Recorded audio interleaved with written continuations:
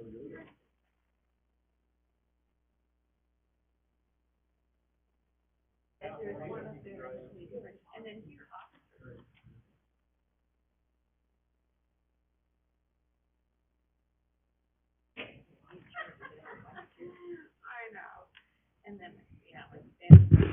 I'd like to welcome everyone out. Time is 5 o'clock, which has been scheduled for a workshop this evening. So this workshop is for the purpose of discussing the Caldwell Executive Airport, administrative matters, and potential city code amendments. So we're grateful for our new Director of Aviation, Scott Swanson, and everything he's been doing out there and improving the airport and helping us through this. So we had looked at these several months ago, some potential changes, things that we were looking to do out there, decided that it would be best to wait until our expert got here and hear from their opinion, what they would like to see in that kind of moving forward and their thoughts in regards to how we can improve the efficiencies and the way that the airport runs. So with that, we're excited to have this workshop, and I'd invite Mr. Swanson to come forward to the microphone, and the time is yours for your presentation, and then I'm sure there'll be some questions from council and some discussion. All right. Thank you, Mayor. All right. So first I want to cover, you guys should all have a copy of this. For those in the audience, they may also have a copy of this. Some edits on the first page. If you look under the section titled Creation and Composition, where it says consisting of 7 members, that should be scratched out and replaced with 9. On the next line down, it says shall be appointed by the city council. Council shall be crossed out and replaced, essentially just leaving the word city, kind of open-ended there on this draft. And then section membership, appointment terms, and vacancies. At the end of the first line where it says 8, just kind of pencil in the word additional, as it will be a 9-member body. And then also on the last full line, right above attorneys or his or her designee, it says Jubb Engineering on some people's copies. That should be crossed out and just state airport engineering representative right there. So those are the corrections on that.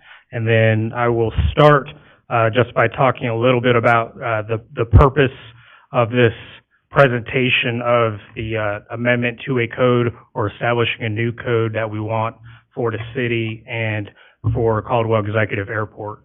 And this is going to be based off of specifically 4 grant assurances that responsibility of accomplishing those assurances should rely solely with the sponsor, being the city of Caldwell for the airport. That is going to be Grant Assurance 22, which is the Economic Non-Discrimination Grant.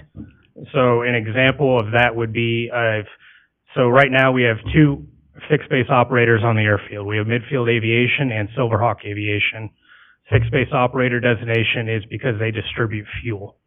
So, and then looking forward, if we do get, once the 3rd fixed base operator comes in, however that's going to work out, potential of 3 at that point. And so the non-discrimination assurance is stating that each FBO is going to be assigned the exact same rates, fees, rentals, and charges across the board. None of them can be different. They all have to be the same. And that is right from the FAA. So Grant Assurance 23 talks about exclusive right, which is we cannot say kick an FBO operator off an airfield or only want one FBO operator when somebody else presents a proposal to operate as an operator. We cannot do that. We have to accept a valid proposal and then continue forward with another operation unless it presents a hazard to safety or the functionality and availability and ease of use of the airport. And then Grant Assurance 24, fee and rental structure. Again, this is something that gets pushed down, mandated on how it's done and what you can and can't do with the fees. There's multiple advisory circulars written out there about how these get established, what you could do for fees and rental structures, and kind of what the basis goes into on how those move forward. Grant Assurance 25 talks about airport revenues and what you are and aren't allowed to do with that. Obviously, the sponsor of the airport, being the city of Caldwell, has a little bit more latitude on what they can do with the revenues as compared to a private sponsor.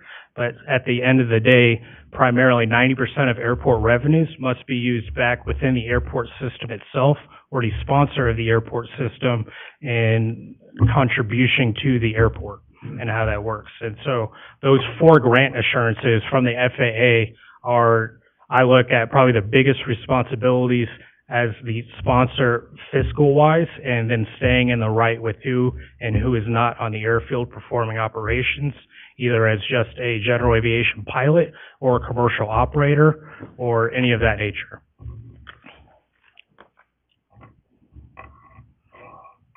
All right. And so how I want to establish this would be the Caldwell Executive Advisory Board. I think that's just a little bit more specific than just Airport Commission. And then with this naming, we understand, you know, it's out at Caldwell Executive. We're taking care of Caldwell Executive for the city of Caldwell. For creation and composition, I already talked about the 9 members. So how this would work is getting 8 members essentially appointed to the board via the mayor with approval of city council, with the director of aviation at that time presiding over the board as a permanent chairman and moderator of the board. And essentially that's going to constitute that the director of aviation will more or less be the facilitator of the meetings, and then also controlling topics of meetings to the extent, you know, as far as, is this topic really something that the airport needs, and is it going to move the airport forward in basis with the master plan or in dealings with the airport layout plan and what that's going to look like in the future. I think one of the biggest things I added in here is going to be the caveat as far as who the 8 members are going to be. And what I'm looking for, ideally, I think, to get the most representation out of the users of the airport is going to be the 8 personnel, 3 of which were going to be general aviation pilots with no affiliation with any sort of commercial operation on the airfield, and 1 of those being a Caldwell resident, while the other 2 do not have, you know, a Caldwell residency requirement. With that, we're going to have 3 commercial operators of businesses on the airport, 1 being a Caldwell resident, 2 being doesn't apply as far as needing to be a Caldwell resident for this board. And then we'll have the appointed council member that will contribute to the aviation board as a member, and then also have the ex facto members being the mayor and the airport engineering representative, whether that maintains or continues to be Jubb Engineering or moving forward and it gets allocated to a different engineering firm in the future on whatever project.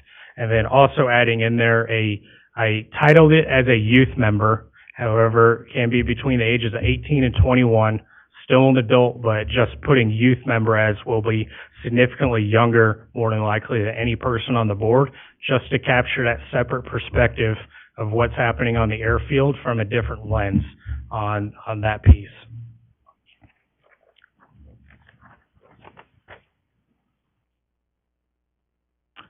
And then still expecting terms on this board will be 3 years, with the youth member being appointed to a 1-year term, and with the availability of 2 successive 1-year terms after that, as long as they, you know, contributing and being available. Duties and responsibilities. So this first, I'll pretty much just call it kind of the action statement or mission statement of this board. Shall be the duty of the board to provide recommendations to the city based on needs and impact analysis to assist in the orderly and efficient administration and operation of Caldwell Executive Airport. And within that statement, how I read it, almost the implied task within here is staying within the left and right limits of what we have established with the FAA, with the Airport Master Plan, but then also looking through multiple lenses within this board as far as, hey, here's what we're doing next. What's the impact of this? What's this going to do to the traffic on the airfield? What's going to do this to the user's access to the airfield when it gets implemented? And then getting those responses and then working plans out to best implement these plans or move them later on down the line and swap them with another plan we have going on that's going to work better at this time, depending on the standing infrastructure of the airport and surrounding area. So I also want this board to have the capability of studying the economic and physical conditions and problems in connection with maintenance, operation, regulation, control, and use of Caldwell Executive Airport. And kind of what I'm meaning by that is, again, just getting a view lens from our users of the airport, what they are seeing, and then relaying that through this board to City Council, to the mayor, so that you guys can get a better understanding of how people are viewing this airport, operations on the airport, you know, and really what direction we're moving in. Are we in a static position as far as what we want to do? Are we backsliding as far as what we want to do? Or are we in line on a progressive climb as far as getting to where this airport wants to be? So I have a lot of the terms proposed in here over the next few lines of B, C, and D. And essentially, this is going to be, for the most part, operation control, use of the airport, everything involved with the airport, businesses on the airport, and how everything gets handled. What I want is a panel or a board or a body that is excited to come to meetings, wants to be involved, and provide those recommendations, and ensuring that those recommendations are heard and relayed to the council and the mayor and all those that need to be aware of it, economic development, public works, all that stuff. So I have in here on D, rules and regulations proposed by the board shall be evaluated by the board chair. As her consent shall then be submitted to council for approval and ratification. What I'm meaning in this statement is this is going to be the planned future rewrite of the minimum standards and rules and regulations for the airport. Just want to capture all the information we want to capture as a city to get everything in there, so that way people understand, you know, like, okay, I can operate in this area, I can't do these things, and I can't do these things. Not going to be a gray area, very black and white. So if you're outside of that, it's very noticeable. And we have, as a city, you know, implementing these rules and regulations, do have a foot to stand on with no wiggle room based on hearsay on how something is written. And then to finalize on this, formulate, propose, and recommend such rules and regulations necessary or desirable to carry out the intent and purpose of this document. And so I view these documents as, once they are implemented and put in, I feel like they should be able to be living documents at said point and can be adjusted based off need. And then in the future, moving forward, if we find some area that needs to be added to the board or taken away from the board or amended on types of membership or actions, I feel like that should be an open possibility to bring forward before the council moving forward in the future. For meetings, how I want to work this out would be having 4 meetings currently scheduled each year, 1 per quarter. That will be published either however we run it on a fiscal year or a calendar year, whether that's going to go in at the end of September and be published or go in toward the end of December and be published. But those will be the standing scheduled meetings. Outside of that, special meetings or meetings needed for any sort of action that's about to occur on the airport, absolutely available for, just ensuring that the chair approves a said recommendation or 2 members of the board would like to have the meeting for that purpose. And that could go forward as just a special meeting, and that'll get scheduled around what's the board members' availability. And all meetings will remain open to the public. But the intent is to move meetings back to Hubler Terminal Building, back at the airport, where I feel like these meetings should be taking place, dealing with the airport. For the officers, the board shall elect a vice chair and a recorder, and these will come from members that are elected to the board. So the vice chair will serve in the absence of the chair itself if he or she is not available at that time, and then she'll preside at, essentially, they're going to preside at the meetings in place of the chair. And then records, so the recorder picked from whatever board gets established out of this shall keep minutes of the proceedings showing the discussion topics and outcomes of each meeting and any other official actions that may have. So this is just to, you know, really record what's happening. That way, if people aren't able to make it to the open meetings, they can go in and look, they can read, they can talk about it. And I want these minutes very detailed, almost like a stereotypist in a courtroom Like, I think everything should go into the minutes, everything that was said, not just the things that were based off topic, because then you can look at them historically and be like, okay, this meeting was based on this, the minutes show this kind of got wonky when they were talking about this, so we can look at this topic later on and be like, this was a point of contention historically, so let's bring this back forward again and figure out what the real underlying issue was with that piece and why we drifted away from it. All right. That is all I have written for what I propose to present as a new article for the code for the Caldwell Executive Advisory Board. I do hope that you guys are able to, what I expect or would like to see from the council is just the input that gets us into the professional position of getting information from the user to the council, to the mayor, and then the effects that will happen after that and how we move forward from there. Very good. Thank you so much. Appreciate that. Questions or any comments from council? Councilor Stoddard. Mr. Mayor. Mr. Swanson, just a couple of questions before I start. Have you reviewed these possible changes with the board, I have not. the commission, and the reason for that is? So my reasoning behind that so far is I've reviewed the commission's minutes back from February. I think there's only 1 month missing, and that was May. In a sense, there was a lot of repetitive action over all of those minutes. And in the the 2 meetings I've been at, I do not feel like that the commission as it stood at that time or the current time is getting anything done positively within a positive environment for those presenting things. Okay, and did you review this with Mr. Williams before we got this, or? I did not. Okay, and reason for that? No reason for that. Okay, do you think probably should have? Probably should have, since he is a council member and on the commission. Okay, because like I say, I would just want to remind everybody of our mission statement. You know, we're accountable to the users, tenants, and customers. That's why I asked the question, did you review it with the board and Mr. Williams before? Because we need to do that, because all these commissions that the council has set up with the mayor's approval, like the Valley Rapid Transit, they're there for a reason, and that's to get experienced opinions back to the council so we can make some good decisions, not just one person.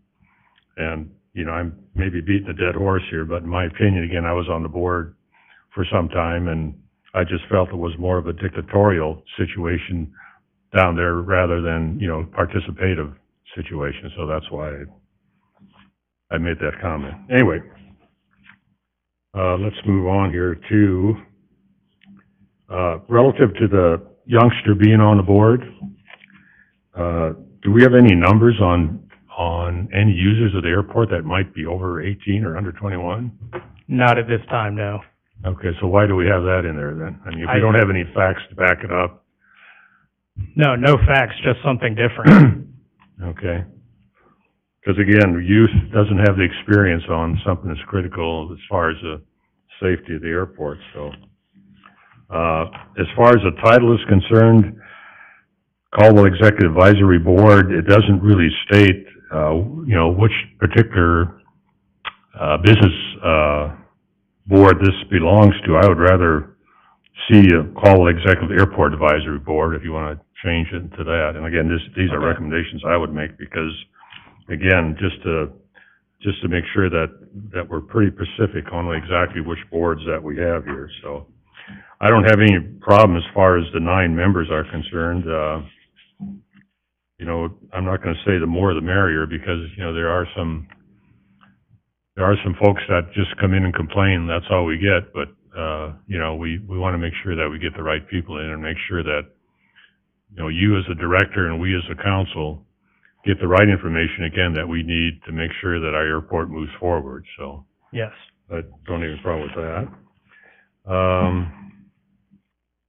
Regarding the amount of meetings, I would hate to think that if the council only held 1 meeting every quarter, what that would be like, especially with our growth problems. So I would totally disagree with once every quarter, because as much as we're growing out there, or the city's growing along with the airport, I would think that, I don't like meetings any more than anybody else does, but at least once a month, I think would be more appropriate than quarterly, meetings. And again, I don't know what Liaison Williams would have on that, or some of the board members are here too, I guess, so. Not clear on the agenda items, approved by who? Again, is that before I think before you came on board, the current manager, was actually set up, he decided what was on the agenda and not, and, sometimes there were some very important things that needed to be discussed by the, existing commission at that time.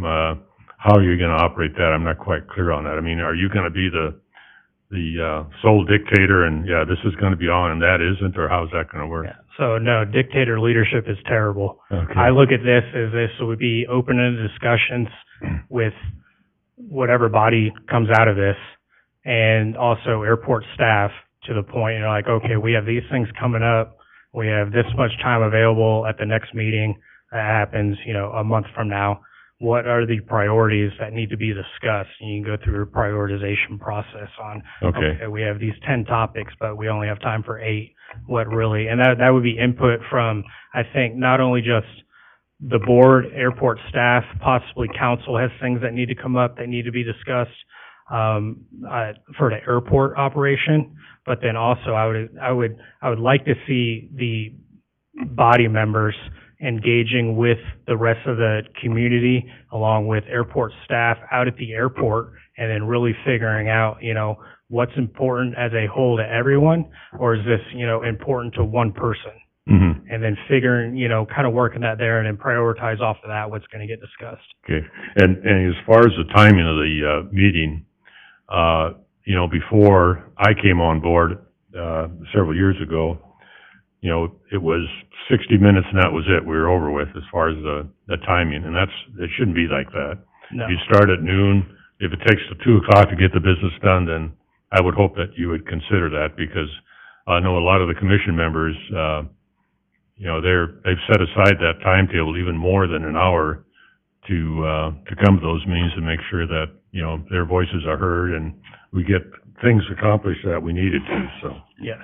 And let's see what else we have here. Lisa is the current young lady that, is the administrative assistant there. How do you see her, particular position? How do I With all these see her? changes, yeah. She's not gonna be the recorder, right? No. Okay. So what is she gonna do then? Just the administrative part, or? Yeah, I would expect just the administrative part is distribution of the talking points for said meetings, Okay. or making the flyers, getting the information out, or any changes that go out, running that communication with assistance from myself and Rob. Okay, good. And did you review the 2022 survey that was out, where, for instance, the airport, an active and engaged, airport commission will add transparent legitimacy and trust to the airport operations, and it says strongly agree, neither agree, or whatever. Did you go through that at all? I have seen that survey on an Okay. email. I believe Stan emailed that to me, and I reviewed it. Okay, I love the survey. I enjoy surveys. Reaching massive amounts of people to get feedback quickly, surveys are great. However, I am not disagreeing with anything on the survey. I'm just almost starting fresh on just a process. mm-hmm, One, implementation, we don't really have the ability to test things within the city. Like, Mhm. things are either implemented or they're not. You don't have, a simulation block. You're like, hey, if I do this, what's going to happen to the city? And unfortunately, it does not work that way. I think on the panel or body I'm looking for with this is a little bit more latitude to see what can work well and what won't work well, and move forward from there, and then just get that fresh eye look from people, different perspective, new body, and just kind of a whole new slate moving forward. okay. And like I said, I would, it's good information, and I wouldn't say it's written in stone, but it's good feedback by our users, our customers of the airport. Yes. And just lastly, I really would recommend that, before we decide on any of these changes, that you meet with Mr. Williams and with the current commissioners and go over all these changes and put down notes to see, you know, whether something could be done better. The ones that I recommended, I think need to be done, but again, that's gonna be up to, whether the commissioners feel comfortable with those changes or the council itself, but especially review it with Mr. Williams and the commissioners before, before I would approve this, because I think those points that I made are valid points based on the experience I had on the board, so. Thank you, sir. Appreciate it. Yes, sir. Mr. Mayor, thank you. Councilor Williams. Just to be clear, you inherited this project to a large degree. There was a draft that was begun with Mr. Orton going way back, and so this isn't really new information in one sense, even though this fresh draft is taking some of those things and a lot more, and I think improving it for clarity's sake. What I appreciate about this, Scott, is the clarity of it, so that we've got a little more structure. I know there's been some concern about us maintaining our airport commission, and I would say to call it an advisory board is probably in and of itself the clarity that we need, so that those members of that advisory board have it plain to them as they are consulted, so that then staff and the city can make those best decisions for our airport. I also think it's important to remind everybody that this isn't new news. All of the current commissioners were aware that this was coming, and even had individual meetings with people in the city explaining to them that this was going to come, and when it did come, it would simply be a reset, and that every one of the sitting members could reapply to the advisory board at that time. And so I just want to be clear, everybody understands, this isn't something that Mr. Swanson took office and decided this was the first thing he was going to do. In fact, we've talked about doing this for months, but as a council decided it was best to get the input, knowing we were bringing in this new person to be our director of aviation and have their participation with it. And so as it comes to us today, this isn't new to either anybody on the council or anybody on the commission. And I was aware that this was going on, and I know Mr. Swanson well enough that had I said send it to me first, he would have done it, and I got it on Thursday and was able to read through it at that time and didn't have any questions prior to today. I like the way it's laid out. I think it is helpful. I think it's going to give us the opportunity for us to be able to serve those people out there at the airport in a more structured way. Your analysis of us having repetitive natures to our commission meetings has been my experience as well, and I've only been on it now this year, but we don't even meet monthly now, and so I'm not sure monthly is the answer, although I'd be willing to entertain more than 4 a year.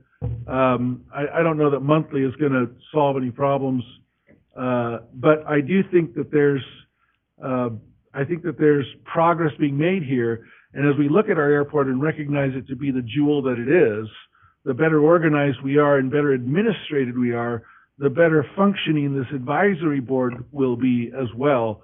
And so my suspicion is that those current board members who may or may not be on the new board, as well as the new board members that would be added, will find this to be a breath of fresh air. They'll be living their best life on the advisory board because things will be smoother for them as well. In fact, just to add to my point, we've been short a couple of members now for a while, and that was by design because we knew we were in this review process. And so it's just further reminder to everybody that this isn't something that we've just sprung on us here in the last few days since the minutes were released. But I'm willing to entertain some of these other changes, but I do think that this ultimately comes back to a council decision not necessarily something where we get commission members in and a vast variety of opinions. It's like, do we want a committee to determine what color paint we're gonna paint the Hubler terminal? Everybody will have an opinion, but I think this will ultimately come down to the council's decision on what's best for our airport and our users. And I think this is a good step in that direction. So thank you for the work on it. Thank you very much. Appreciate those comments. Other discussion from any council members or any questions? Councilor Register. I have some probably more basic questions. I guess my first question, I'm not sure if this is something you can answer or maybe city attorney, but when it says in the first paragraph that, the 9 members, all of whom shall be appointed by the city and council was taken out, what was the reason for that? And is that, does that fall in line with the way that the other committees are set up through the city? Yeah, so as this draft goes, just based on the verbiage, very big on the fact that words have meaning. I didn't want the appointment to rely solely on just city council. I want it to be the mayor and city council. So on how this is written right here, it'd be appointed by the city is saying appointed by the mayor, approved by city council. And I'm just using the term city as a catch-all on just this draft of writing right here. Okay, well, maybe it would be better to say that if it was appointed by the mayor and approved by city council so that it's clear. Yeah. I don't know how all of the other, advisory boards or committees through the city read, but I think it would be beneficial to have those all match up so that they're all kind of the same. And then in the membership appointment terms and vacancies that you talk about with the consent of the council, and I think, just throwing it out there, it should probably be approval because I think it does have to be approved by council. And then some of my questions, how many members do we have on the board right now? Or how many positions are on the board right now? How many positions are on the board? Yeah. 7. 7. So you're going from 7 to 9? Yes. Okay. And then I would also agree, I'm hearing what Councilor Williams is saying. I also agree, though, that the meetings should probably be more frequent than quarterly. And part of that is, in my opinion, is I don't want the board to feel like they're being just giving updates. I want them to feel like they have an active role in it so that it doesn't feel like they're just getting updates every quarter and this is what we're doing. Yeah, so my thought process going into that was just based off the project timelines you see with AIP projects or any grant-funded projects, whether it be from the state or the federal government or the city itself. Projects within an airport itself do not happen super quickly until they're actually executed at whatever point. Take last week and then most of this week, for example, with the resealant, coat, and paint. However, that project had been being planned since, last year as far as knowing it was going to come around. The once a quarter was just based off of the project planning and then timelines on that and how they're executed. Well, I guess then my question is so it sounds like it's set up similar to the way council is, where the mayor sets the agenda, and then in this case, you would set the agenda, and then you have your board and your advisory. So what happens if you're only meeting every 4 months or so, and there's concerns that come up in that time that they want to bring forward as a board, or somebody wants the board to bring it forward to you? Like, how would they do that if they have to wait? Well, so I have it written in here that we can have meetings outside of scheduled meetings, based off of recommendation from 2 board members or just the chair itself. Okay. And then, so just so I'm clear, you're planning on dismantling the commission as it is? I would say, I don't say dismantling, I'd say maybe just augmenting the function of the commission as it is. But are you removing the board members or the commission members? As of right now, yeah, this would be a whole new thing. Reapply, that whole process, reappointment, all that, a new 3-year term would start on whoever ends up on this board. Okay, so then who decides who is put on the board? That would be a further discussion I need to have with the council, Councilor Williams, Steve Kahn, and the mayor himself on how that's all going to work. I tried to lay it out as much as possible under membership appointment terms and vacancies in paragraph A. on what I'm looking for in the board members. However, it still needs more on, how are we gonna source these people? Where are they, where are we getting them from? Am I gonna have enough people that want to be on the board? What then? And that's kind of the determining of up to 8. So ideally, I would love to see 8 people come forward at a minimum and say, hey, I want to be on this board. I want to be involved. Let's do this. Okay, so I personally would like to have that figured out before we approve something, and the reason why is because I think you have a board or a commission right now where they've given a lot of time and experience and effort into this, and I hate to see it just them all taken off without how we're going to go about filling the spots.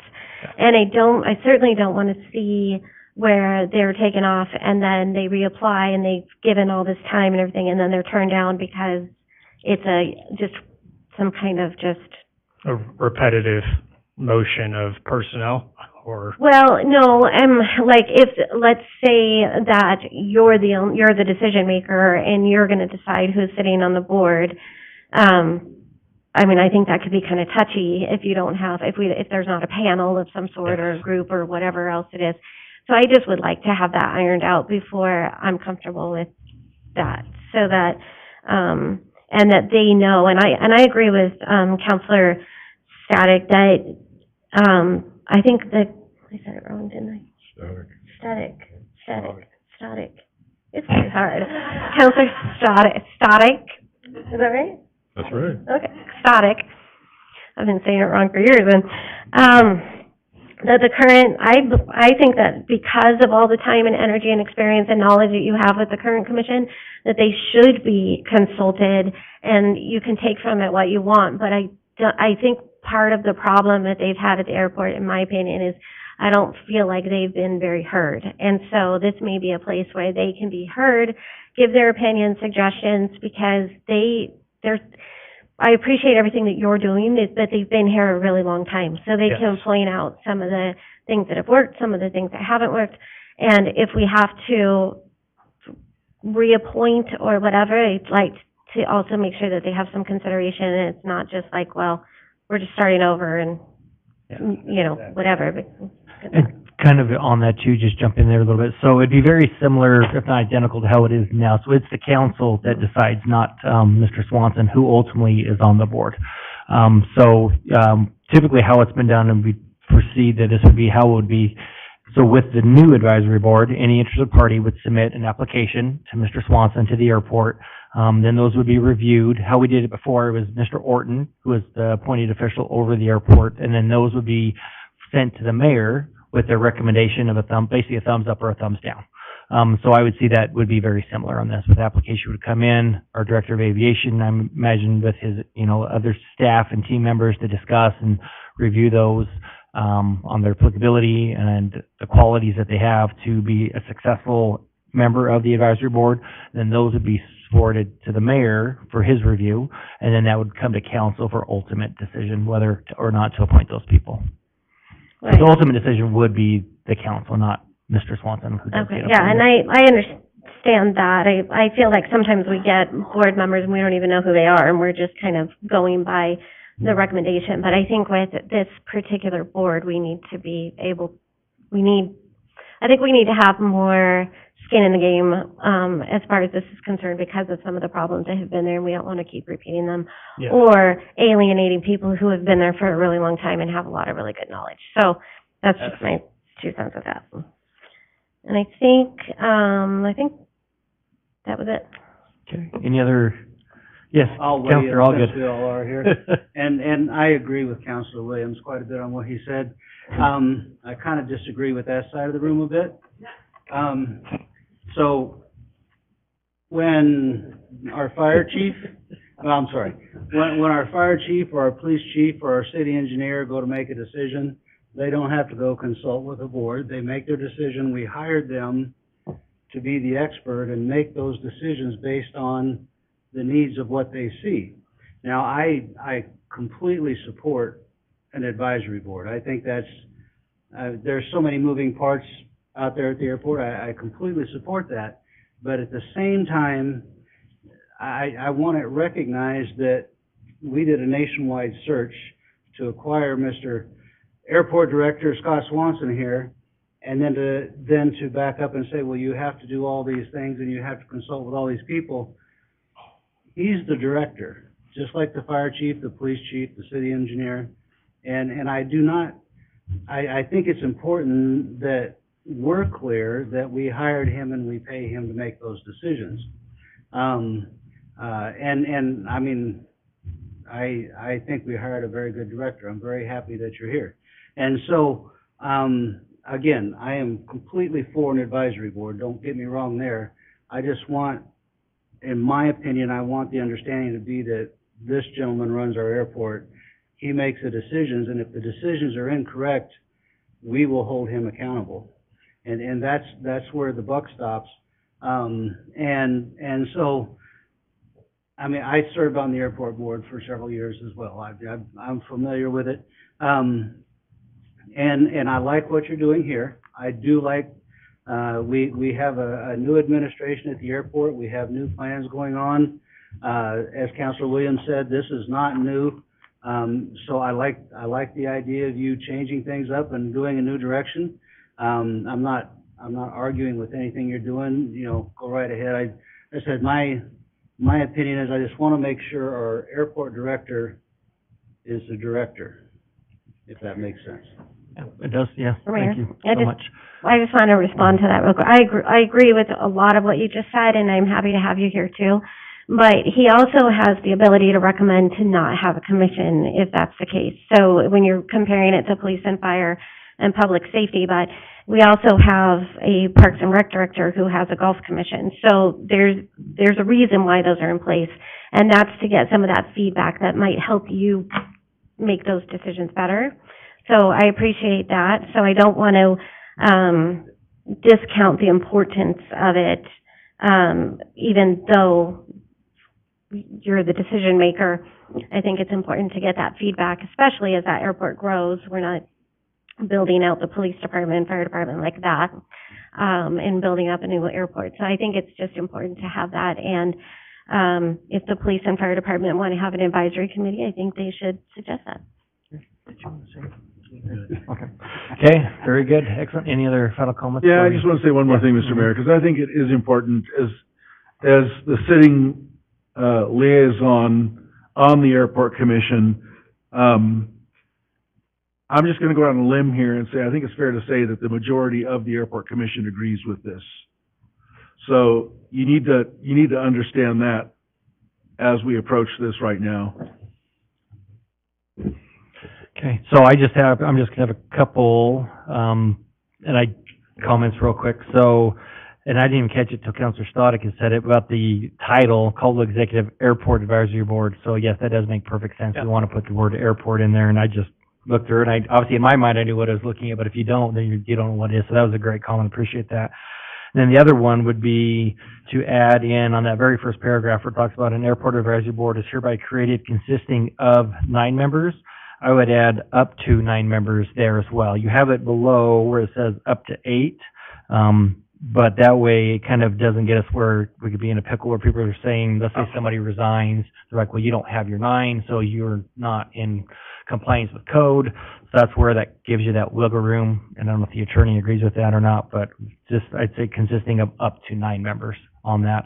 And maybe just one quick comment on with the youth member, 18 to 21. I do like that idea. I can see where Councilor Stoddard can have some concerns because they don't have that maturity or that, level of whatever, to be advising on safety issues and things of that nature. But I think where it is just one voice of 9, it's good to have some youth as posture. And that helps you with that up to 9 where perhaps there isn't somebody out there. I know there's a lot of youth that fly. A lot of them are probably under 18 years old. I know I have a good friend, his son has his pilot's license and is moving forward, and I don't even know if he's 18 yet or not, but he's very involved out there at the airport. So, but I think it'd be good to have some a youth voice, younger voice on there. Again, and I like that it's just a 1. So that way you do have the experience from the others, but maybe it is good to have a little bit of youth on that board too, if you're able to find one on that. So those are just kind of some of the the things that I noted on that. So, was there anything else? Mr. before Mayor, we- real quick. So in regards to the youth thing, just also the other benefit to that is for the youth, because they gain a lot of experience with, city government or whatever that they can put on a resume and take with them to whatever it is they're gonna do. But I just have a question. So in these workshops, I know some of the airport commissioners are here, they can't speak, right? They can, so we're Okay. gonna try to get to them and give them some time Okay, to because speak, I'd like so. to hear from them and see if they're in support of this or what their recommendations are. Do you have another comment? Yeah. First of all, I disagree with Counselor Williams.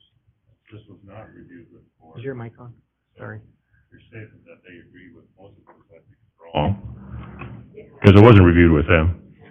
The other thing, Counselor Allgood, as far as the importance of these committees are concerned, I just want to remind him that back in 2015, when I was on the golf board for 4 years, it was in shambles that first year.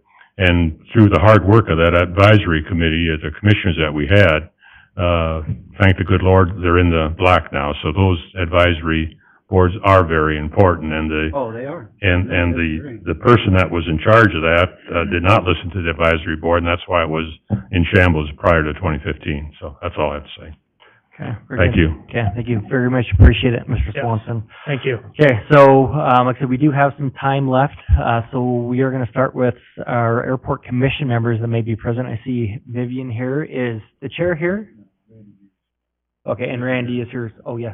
Mr. Neering is the vice chair. Are you, aren't you? You sit in for Mr. Khan, don't you? Yeah, okay. Okay, so do you wanna come up, we'll give you 3 minutes, and then we'll go, I think that'll give us time for Vivian after. I bet you can say a lot in 3 minutes. So Randy Neary, 512 East Spruce, Caldwell. I'm a Caldwell resident now, so I can check that box. Mr. Williams is right. We all were asked to meet with the mayor. We all knew this was coming. Honestly, I was a little surprised we weren't notified it was coming this quick, but maybe I didn't need to know. I do agree with a lot of this. I agree 4 meetings probably isn't enough. I think one every other month might be good. There is a lot of repetitive in our minutes and what we go through. I agree with Councilman Register. I believe we're not heard but I'm also gonna say it might be staff.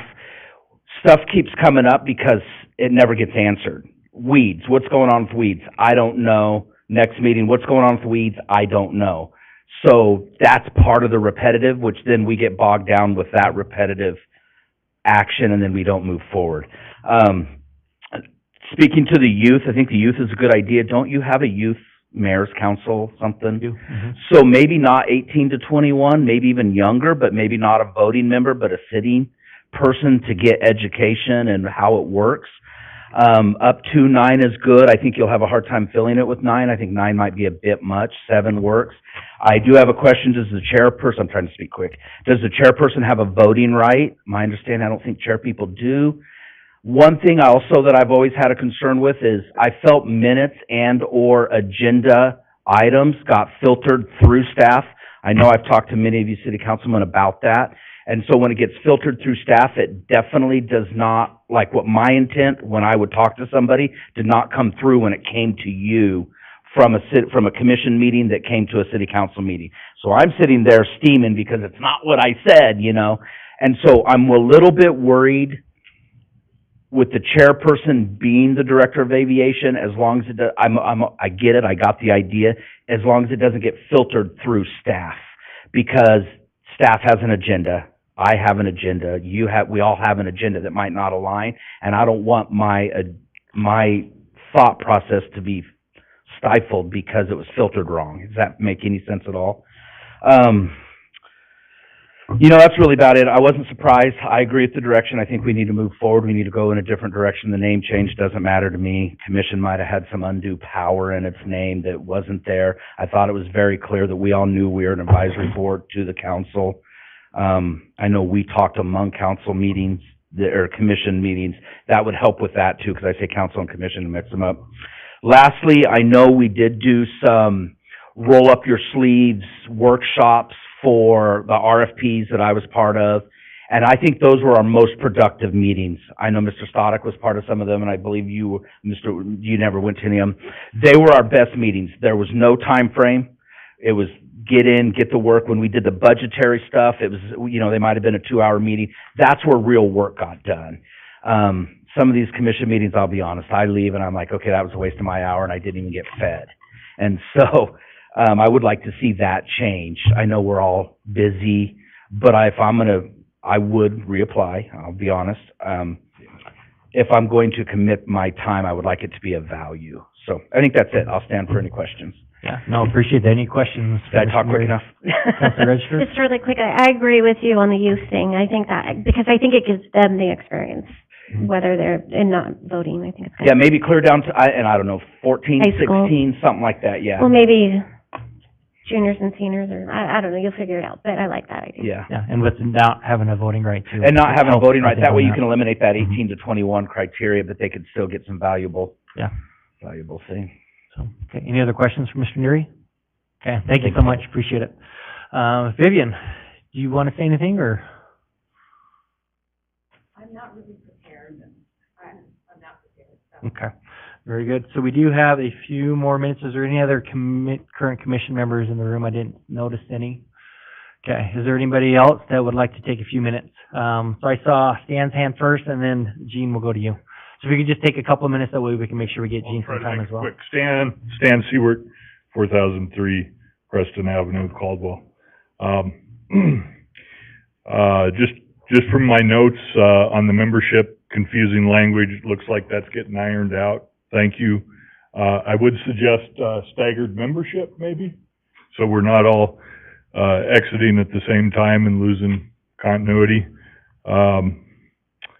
I'm all for a youth member. One of the difficulties I think we have convincing everybody is that we need smaller hangars, and I think when we have youth involved in aviation, they're even more price sensitive than some of us old guys.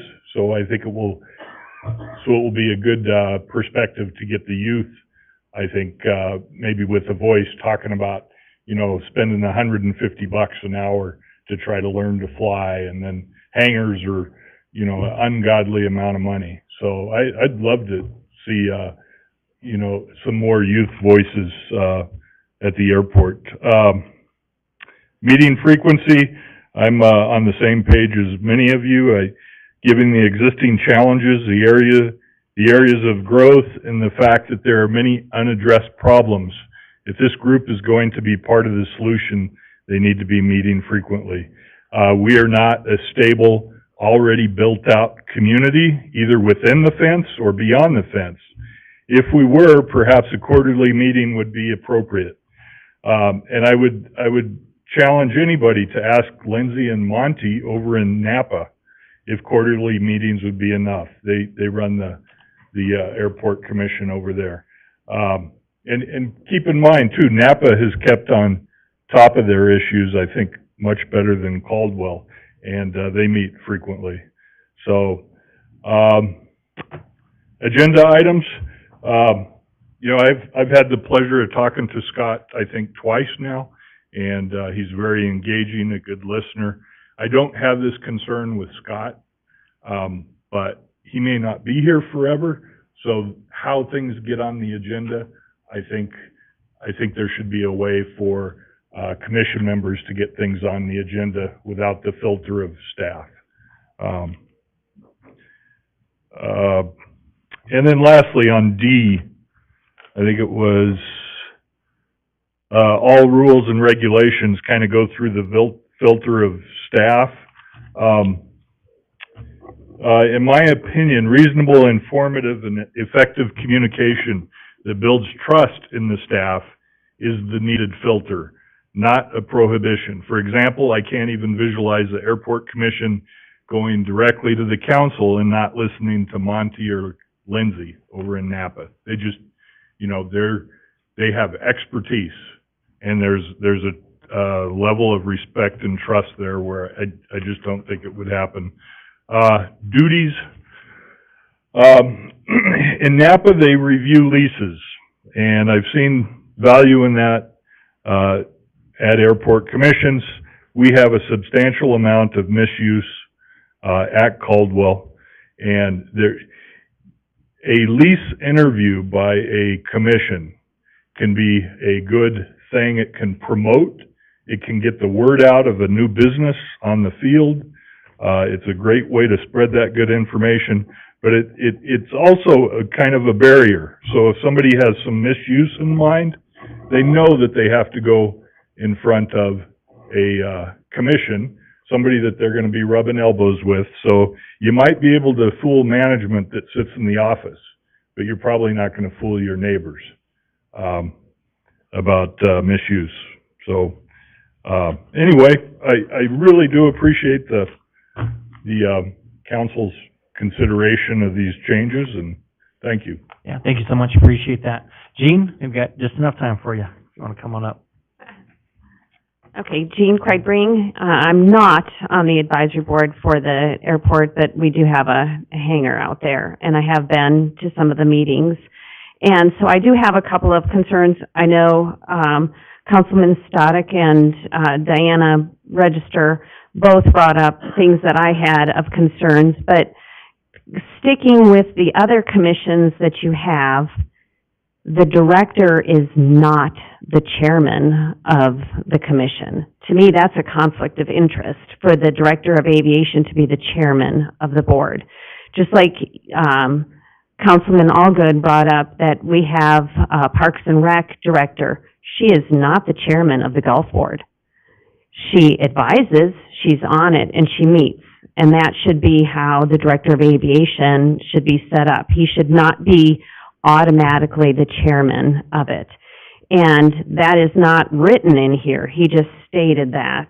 And the other thing is, it was mentioned that the reason they were going with quarterly, and I think it needs to be more than quarterly.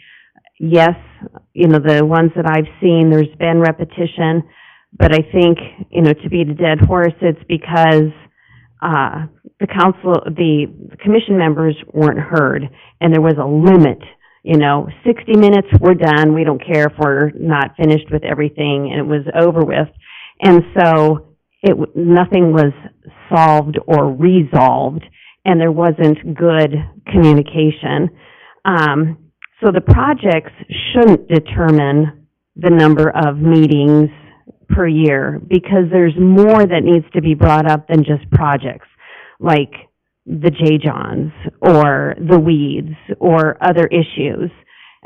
So those aren't necessarily projects as much as concerns. And there's also safety concerns with some of the radio communications and such like that too. So those were the things that I noticed in this. I think it's good that the council is trying to define it, but I'm concerned that the commission members were already told they're done when this hasn't really been brought forward and approved. And the other thing, I know it was said it's ultimately a council's decision, but we need the commission members' information. I mean, how many council members are pilots? How many council members have hangars? You know, that's why I think you need the people offering you feedback, valuable feedback, because they're out at the airport and they're experiencing the issues or the lack of communication too. So that was my 2 cents worth. Perfect. Thank you so much. Any questions? Mr. Mayor, just very quickly, I agree with you very much that the people on the board should have some experience. And that's kind of my concern with how they get appointed, because I want to make sure that they have the experience. We don't get resumes or anything, we just get names. So I don't know if that could be fixed or not, but I do agree with you. And then also with the chairman, what she had talked about with the chairman, I agree with her that the chairman should probably not be a staff member. And so I don't know if that's something that can be talked about, how you feel about that, or what you want to do about that, but I just wanted to throw that out there. Yeah, no, appreciate it, so thank you. Well, Oh, and, hold on. and to add to what Diana said about the, it's my understanding from what it says on your website, that in order to be on a commission, you do have to send in a resume and a letter of intent and, you know, interest and all kinds of stuff before you're even considered. So. Yeah, so yes, we can make sure that that happens, so thank you so Okay. much, appreciate it. Okay, so that is 6:00, so we're gonna wrap that up and gonna take a quick break, or just roll right into, okay, we're gonna take just a 2-minute break, we'll be back to start our city council meeting.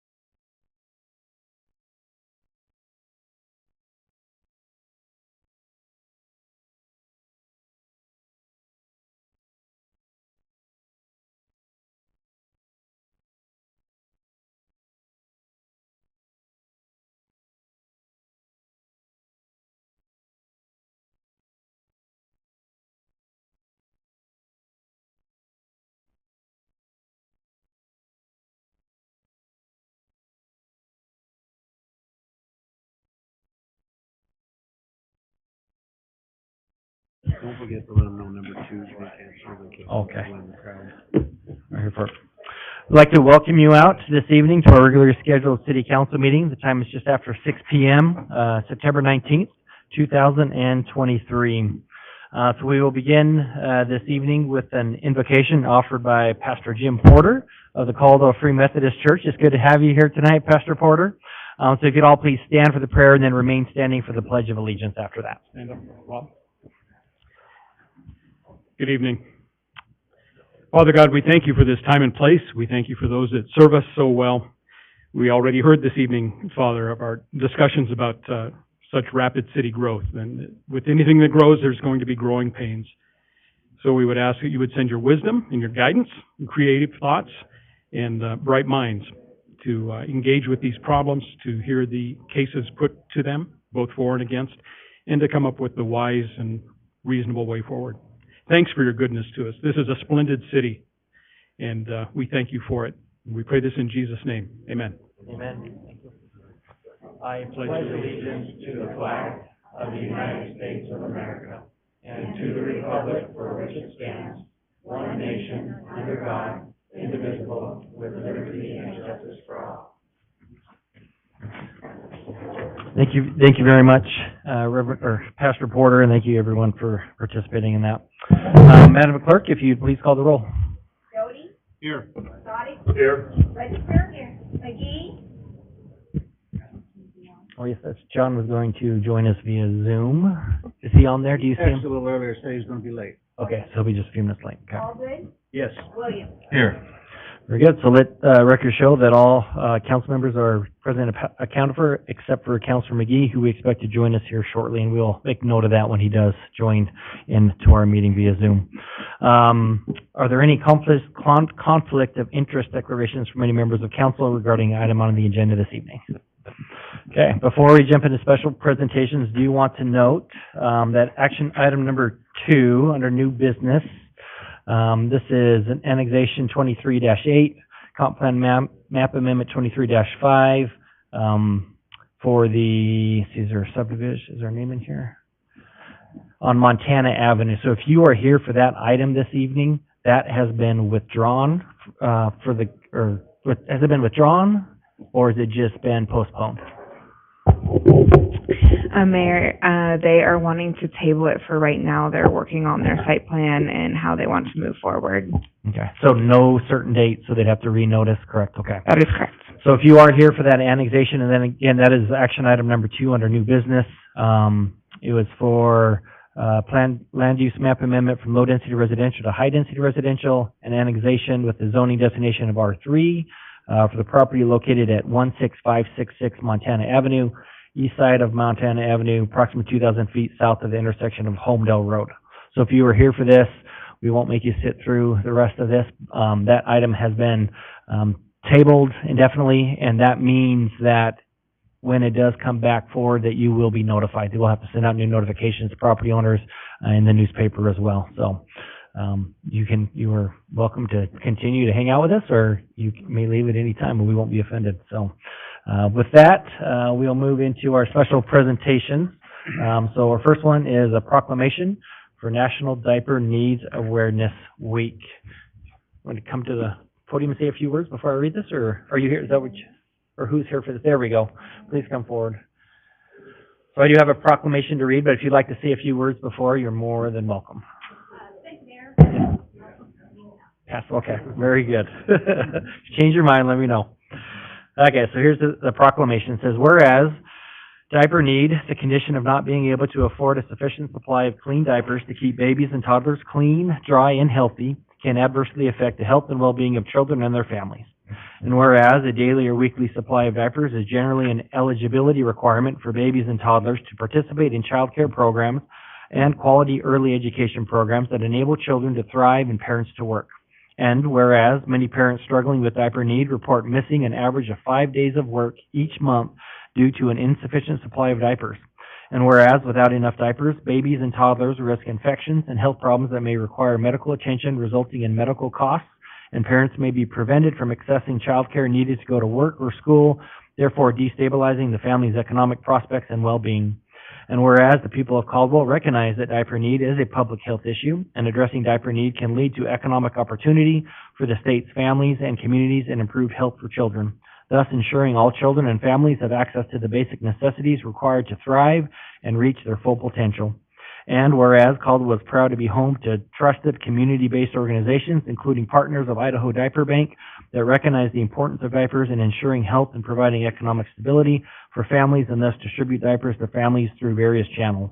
And whereas, through their important work of addressing diaper need, diaper banks play a critical role in supporting families, improving infant health and well-being, and advancing our local and state economy growth.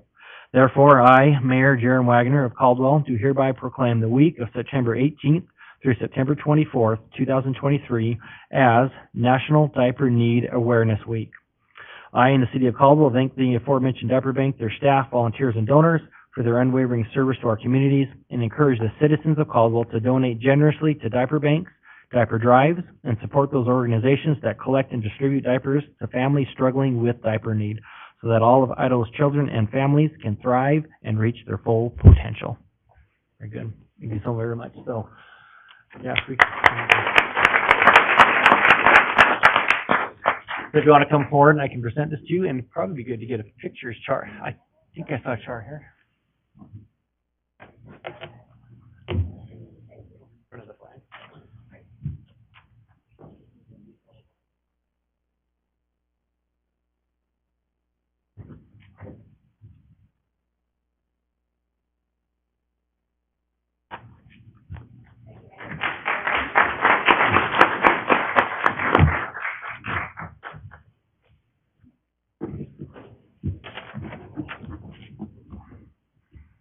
Crime Stoppers. That's his next. Okay. Our next special presentation is an annual update report by Crime Stoppers. And if you don't mind, let us know your name. That would be great. Yeah. Good evening. Thank you, Mr. Mayor and City Council. I'm Bree Mason. I am the president of Crime Stoppers of Southwest Idaho. I'm just here to present an annual update, kind of give you guys a update on where we've been at with our contract with you guys and what we're looking forward to for this next year. So just a reminder, we are a nonprofit and we are run by a full volunteer board. We partner with each of our law enforcement agencies to help solve crime. We receive anonymous tips, we provide those to law enforcement, and then they do their job from there. We currently partner with Caldwell, Nampa, Eagle, Kuna, Meridian, Garden City, and then we have unincorporated and Ada and Canyon County. We also receive tips for Boise, Star, Middleton, Twin Falls, Mountain Home, and a few other surrounding areas. So, sorry, it's a little, thank you. So obviously crime happens every single day, and our goal is just to be another resource for each of our law enforcement agencies in their tool belts. We provide a 24/7 call center. We have our website. We also have the P3 app where people can submit anonymous tips. And just for anyone that's not aware, the way that they remain anonymous is once they've submitted that tip, they're assigned a number. All communication is done through our anonymous software. We've captured hundreds of felons. We've been around for over 40 years, and we continue to pay out rewards for any tip that leads to a felony arrest. So again, with our contract with you guys, we have services that we provide: the 24/7 call center that's based out of Texas, the website, and the P3 app. We also do a city event for you guys. This year we did the Shred event. We served over 125 residents. We shredded 5,930 pounds of documents and received $600 in donations from the community members. Thank you. So just a little bit more of an update. Our annual budget's about $80,000. We have recently been able to finally hire an administrative coordinator, which is super exciting for the program. It's really allowing us to increase our social media awareness, increase community awareness, and each of those things. So For this next fiscal year, we are asking that we continue with the same amount as we'd requested last year, which was, $7,013.60. We're using the 11 cents per capita. We did not increase that based on population growth. We've just left it at the same as last year. And just a reminder that our expenses are for the software and our website, call center, our phone, trailer equipment, marketing materials, our administrative support. And we're also able to attend Crime Stoppers USA's conference this year, which we're super excited to see what best practices other Crime Stoppers programs are using throughout the country.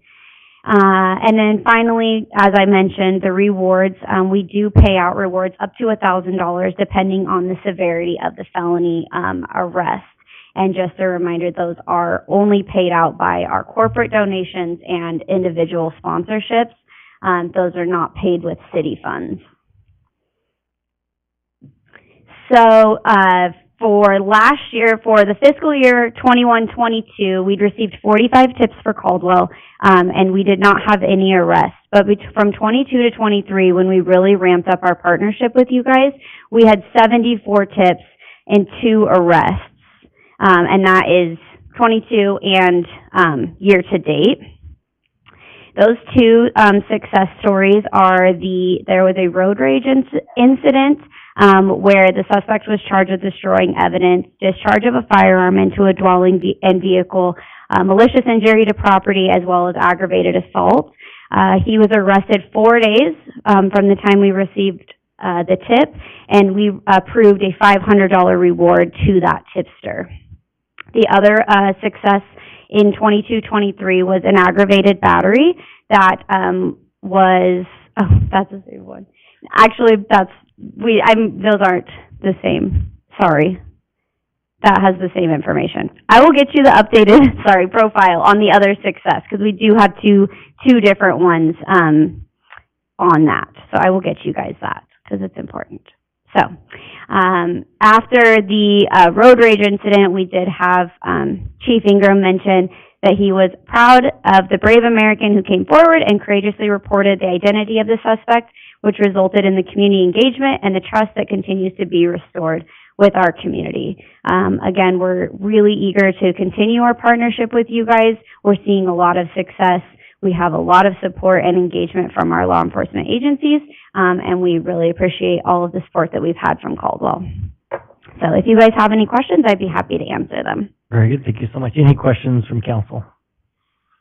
Okay. No, we appreciate that very much, and it's great to see the results of that. So yeah, That absolutely. is a big deal. So I'm sure Chief appreciates that as well. So big thumbs up from the back. So thank you so much. I did have a quick question. So yeah, quick question. Yes, Councilor. All good. Is your partnership with Texas new? So our call center used to be out of Canada, and then when I took over running the board, we wanted to bring it stateside, and so we reached out and we had the call center is based out of Texas. So that's just where our calls, where if they call the 208-343 COPS number, there's someone 24/7 being able to answer those calls. I was kind of wondering if that was a cost savings at all, or if it changed anything. No, it was somewhat of a cost savings. It's been a couple years now that we did that. The original company that we were using it didn't seem like they were actually charging us like the right amount. They were saying we'd have a really high number of call volume, and really a lot of our stuff, as you can imagine, has transitioned to like the app and the website. We don't get as many phone calls as we do the app and the website. So these guys were able to help us financially better with that portion of it versus like the just the pickup of the call center, essentially, because they still help process all those. Gotcha. Thank you. Yeah. Okay, excellent. Any other questions? Okay. Wonderful. Thank you so much for your time. Appreciate you being here and presenting that information. Okay, our next special presentation is the Western Idaho Community Health Collaborative Community Health Needs Assessment presentation. That was a mouthful. I was wondering why you were here, so very good. If you don't mind introducing yourself, and then the time is yours. Does the clicker work? Okay, perfect. Or do I just scroll down? Okay, perfect. Well, Mayor, Council, it's an honor to be here. My name's Alexis Pickering. I lead the Western Idaho Community Health Collaborative. We call it WICHC for short, and I'm happy to be co-presenting with a partner right here. Hello, everyone. Charlene Cario, and I lead our community health program over at Southwest District Health. All right. So this partnership and this the CHNA results, or the Community Health Need Assessment results, are, it's been a 2+ year project, and we're really eager to briefly share just a very high-level snippet of the results, answer any questions that you have. It's a 115-page report, so I doubt that you have the time to go through it. So again, I want to impart on you at the end of this, if you really want to ask and have a more deeper conversation, we're really happy to have that, and answer those questions offline as if more of this kind of percolates. So with that, all right, I'm going to briefly talk about the collaborative and why that's important, the data collection methods, how the Caldwell Health Coalition was involved, and obviously the results. So I lead this public-private partnership. It's the first of its kind in Idaho, where we've got healthcare, public health, and social services working together for the first time, and we've been at it for like 4 years now. You are unmuted. Where we work together to address, I'm glad everyone can hear I'm me now. guessing that means Counselor McGee is with us. So basically, usually a lot of these partners, whether they're hospital systems, public health departments, nonprofits, right, we all do work in community health, but oftentimes it's not coordinated, it's not aligned, there's gaps, right? And so this collaborative is the first of its kind where we're actually all working together to solve those shared challenges and address the complex health needs that no one partner or sector can address alone. So I want to say thank you to the Caldwell Health Coalition leadership and anybody that's listening online or here in person that participated in this assessment. So we collected data last summer. We had 3,000, nearly 3,000 survey respondents, and we had 67 focus groups and interviews. And so we had a really great representative sample of folks in Canyon County and in Caldwell that participated in this survey and in this assessment, and it's the first of its kind. So just to kind of highlight some specifics about why this data is really important for you to take a look at.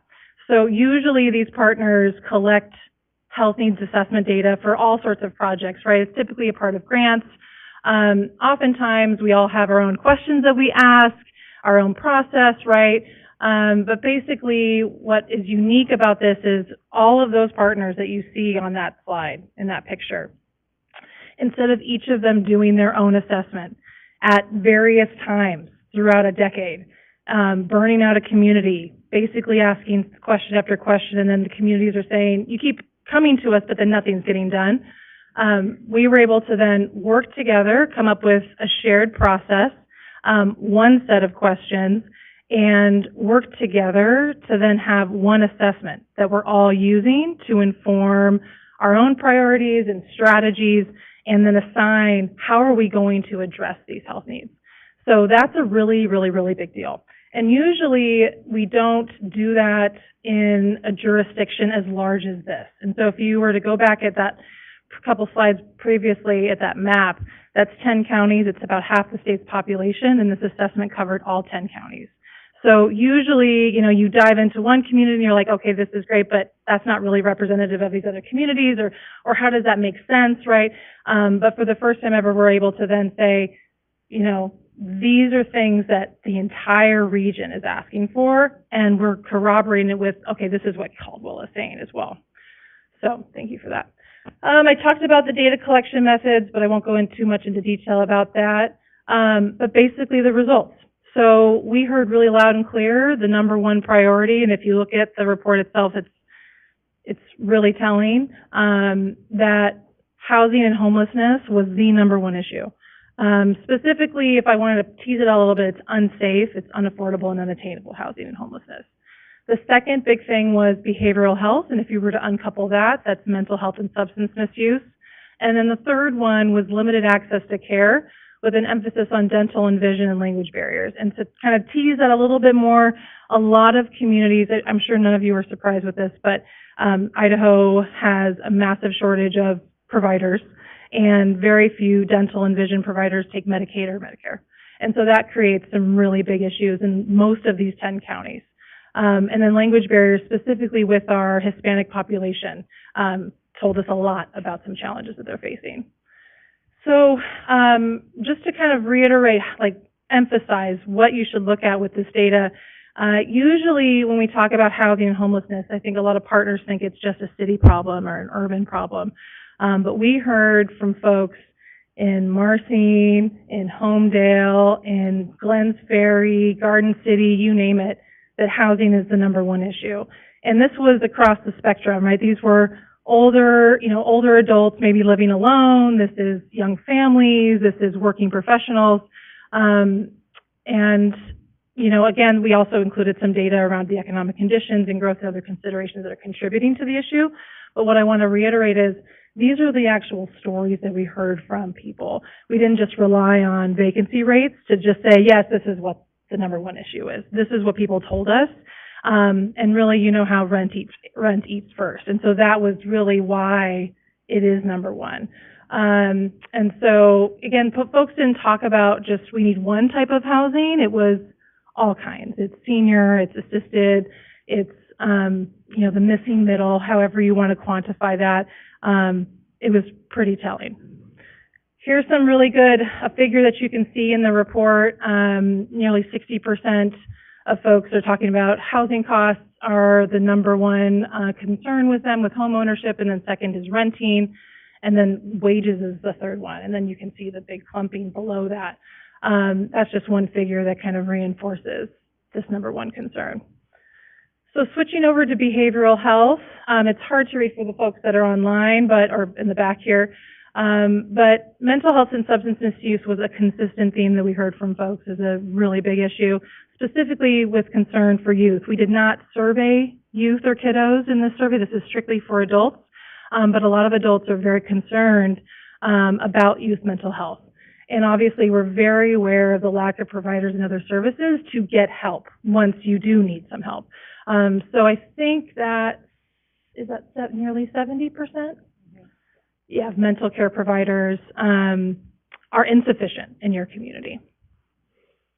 And then access to care, we heard pretty loud and clear that language barriers and discrimination and bias was rampant across the region. We've got one quote here that I'll just read out loud. So, building trust amongst officials in the Hispanic population is a larger barrier than language itself. And so I think oftentimes, we'll do the basic step of translate, making sure that our documents, and I know you guys do this, right? You translate things, you make sure it's accessible, but really that's just the first step. Making sure that how can they also get there and participate and be part of the process from the beginning is something that we all need to work on. And then I talked about dental and vision, and of course transportation to care is a big barrier. Some other quick important findings: cost and access to childcare. Really appreciate, it's perfect that you did the diaper declaration because that dovetails right into this. But I think also want to reiterate that folks, there's kind of this, I feel like the past few years, policymakers or whoever, or data nerds are like, the intersection of housing, jobs, and transportation, only we know what this looks like. This is tricky. And really what we heard from people on their couches in these work groups, right, they understand the interplay of housing costs and how that's making them move further out from those jobs and increasing that transportation cost and wear and tear on our roads. So they understand those nuances, and they're looking for local solutions and partnership to find how can they live where they work and not have to put such a load in terms of transportation costs and being further and farther away from family and time away from their family and their community. So with that, the report, it's a beast. It's really good data. We're really proud of it. But what I want to share too, though, is that we created Idaho's first ever atlas. And basically, usually this data sits on a shelf, and people might pluck it every once in a while for a grant, or for those of us that are really nerdy, we might look at it every once in a while. But oftentimes this data that we took so much time collecting, the voices and words here, things that we heard from the community, they don't know where this data is. And so for the first time ever, we created this dashboard where you will find all the CH&E data in there, as well as other publicly accessible data. And so I just wonder if I could pull it up really quick. I don't know. Let's see. Is there a mouse? Anyway, is there a way I could pull it up really quick? He's got it there, actually. Beautiful. And what I want to leave you with this is an amazing tool for your staff. You can search Caldwell and look at depression. You can do the population that's using SNAP benefits or not using SNAP benefits, and then also layer housing data. Do you mind scrolling down just a little bit? So that's where you can do a quick start. There's this amazing map. You can compare all the way down to zip code, depending on the data. So you can download the data, you can pull reports, you can create charts. It's an amazing tool that we really want our community partners in our cities to use and leverage, because this is your data. And usually when you're trying to understand the mental health needs of a community, you oftentimes will have to go to one source and then another source, and you have to compile that yourself. This does all that for you, and you're able to play around with it, and also the CHNA reports are there as well. So I'm probably at time, but I wanted to leave you with that, and happy to do a quick drive if any of you wanted me to pull something up, and happy to answer any questions. Very good, excellent. Any questions? Mr. Mayor? Yes. I was just curious, I didn't see West Valley Medical Center on that partnership list. Is there any reason for that, or? Well, the hospital also participated in the assessment. So they paid into this collaborative effort and assisted in that data collection. Oh. And they're using this report to also inform some of their decisions. And I just wanted to make a comment, being on the Veterans Board, that the two top priorities for us are the problems is homelessness and the mental situation a lot of our vets are in, substance abuse. Those are the three. It's not that we don't have the programs, it's just getting them there. That's the problem. So thanks for your work. Appreciate that. Yeah, any other questions? Yeah, and that tool looks pretty amazing on that. So it's pretty great data to be able to utilize and access that. So hey, we really appreciate you being here. So thank you so much. And also I want to recognize Alexis. She is an elected official with the Ada County Highway District Commission. So I appreciate your service on that. So my former employer over there at ACHD. So only the best. Second best. Yeah, second behind Caldwell, right? But really quick, Mr. Mayor, I just want to share too. So this data is just data unless you do something about it. And I really want to just plant the seed and invite you to kind of be a continuous partner with us, because we are also in developing the first ever shared regional health implementation plan. And that's a mouthful, but basically it's all these partners that are logos on that slide. We're all working together and more to come up with an action plan for the next 3 years to say what can we do together to address these health issues. And so we would love to have, the city as a partner in that, because again, you guys can't do this alone. You're trying to address this. We are too. So if you see an opening or if there's a particular health need that you really want to connect with us on, we'd be happy to do that and look forward to coming back again when the time is right. Yeah, well, that'd be great. Thank you so much. Thank you. Really appreciate it. And thank you so much for being here.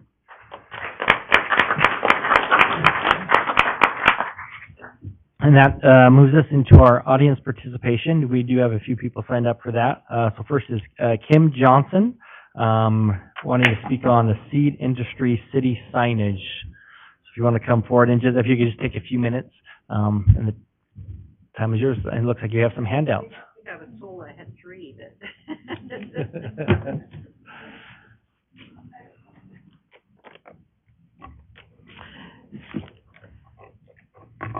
So start my timer in a minute. Councilmen and councilwomen and Mr. Mayor, thank you for the opportunity to address you this evening. I'm here regarding what appears to be somewhat of a disconnect between county and city planning and zoning entities and the lack of public awareness of rules and regulations involving city annexation of county land. I've spent many hours involved in the county comprehensive plan, but I was unaware that the city could reach out without a prior county hearing and annex county land, even though it was contiguous. People, we do want input, and we trust our elected officials to do everything in their power to provide us with information. We all lead busy lives, and just putting up a very small sign in the corner of a proposed annexation. Sorry to interrupt you, but, so your comments need to make sure, so it cannot be anything on the agenda. And we do have the ordinance for the case you're referencing right there, so just make sure that I haven't referenced anything yet. Okay, so it needs to be something not on the agenda, so, and that Okay. Chickasaw is on the agenda this evening, so just make sure you don't reference that. I haven't in your- referenced it yet. So, well, I know that we got some complaints about Yes. the signage for Right. that property, so. I'm just commenting on the signage, that it's not sufficient to inform the public. We applaud and appreciate the new signage amendments to your city hearing ordinance. It's sorely needed. When information is given out that seeks to inform people, instead of fulfilling just the code requirements, it's really appreciated, that you make a greater effort on that. However, the real reason that I'm here tonight is to share with you that with the powers of annexation, there's a vast difference between actual agricultural production and agritourism, which the city is currently promoting. We have made great strides with the County Planning and Zoning Commission and county commissioners on what a treasure the county is. We have here at the city-county borders the breadbasket of the seed industry nationally, and we want to make sure that you, our city planning and zoning leaders, are aware as well. Agritourism, which the city currently promotes heavily, comprises approximately 0.5% of the agricultural designation in our county today. Agritourism is wineries, you-pick orchards, cideries, etc. Agricultural production, however, gives our county a top 5 designation in the whole United States for its capability to produce over 60 seeds for every conceivable usage. We are considered one of the very top areas in the nation, which is why worldwide seed companies that produce all those little packages you purchase in the store are headquartered here to have satellite facilities. We have Syngenta, Seminis, Kappa Seeds, Kimberly, ADM, Wild West, etc.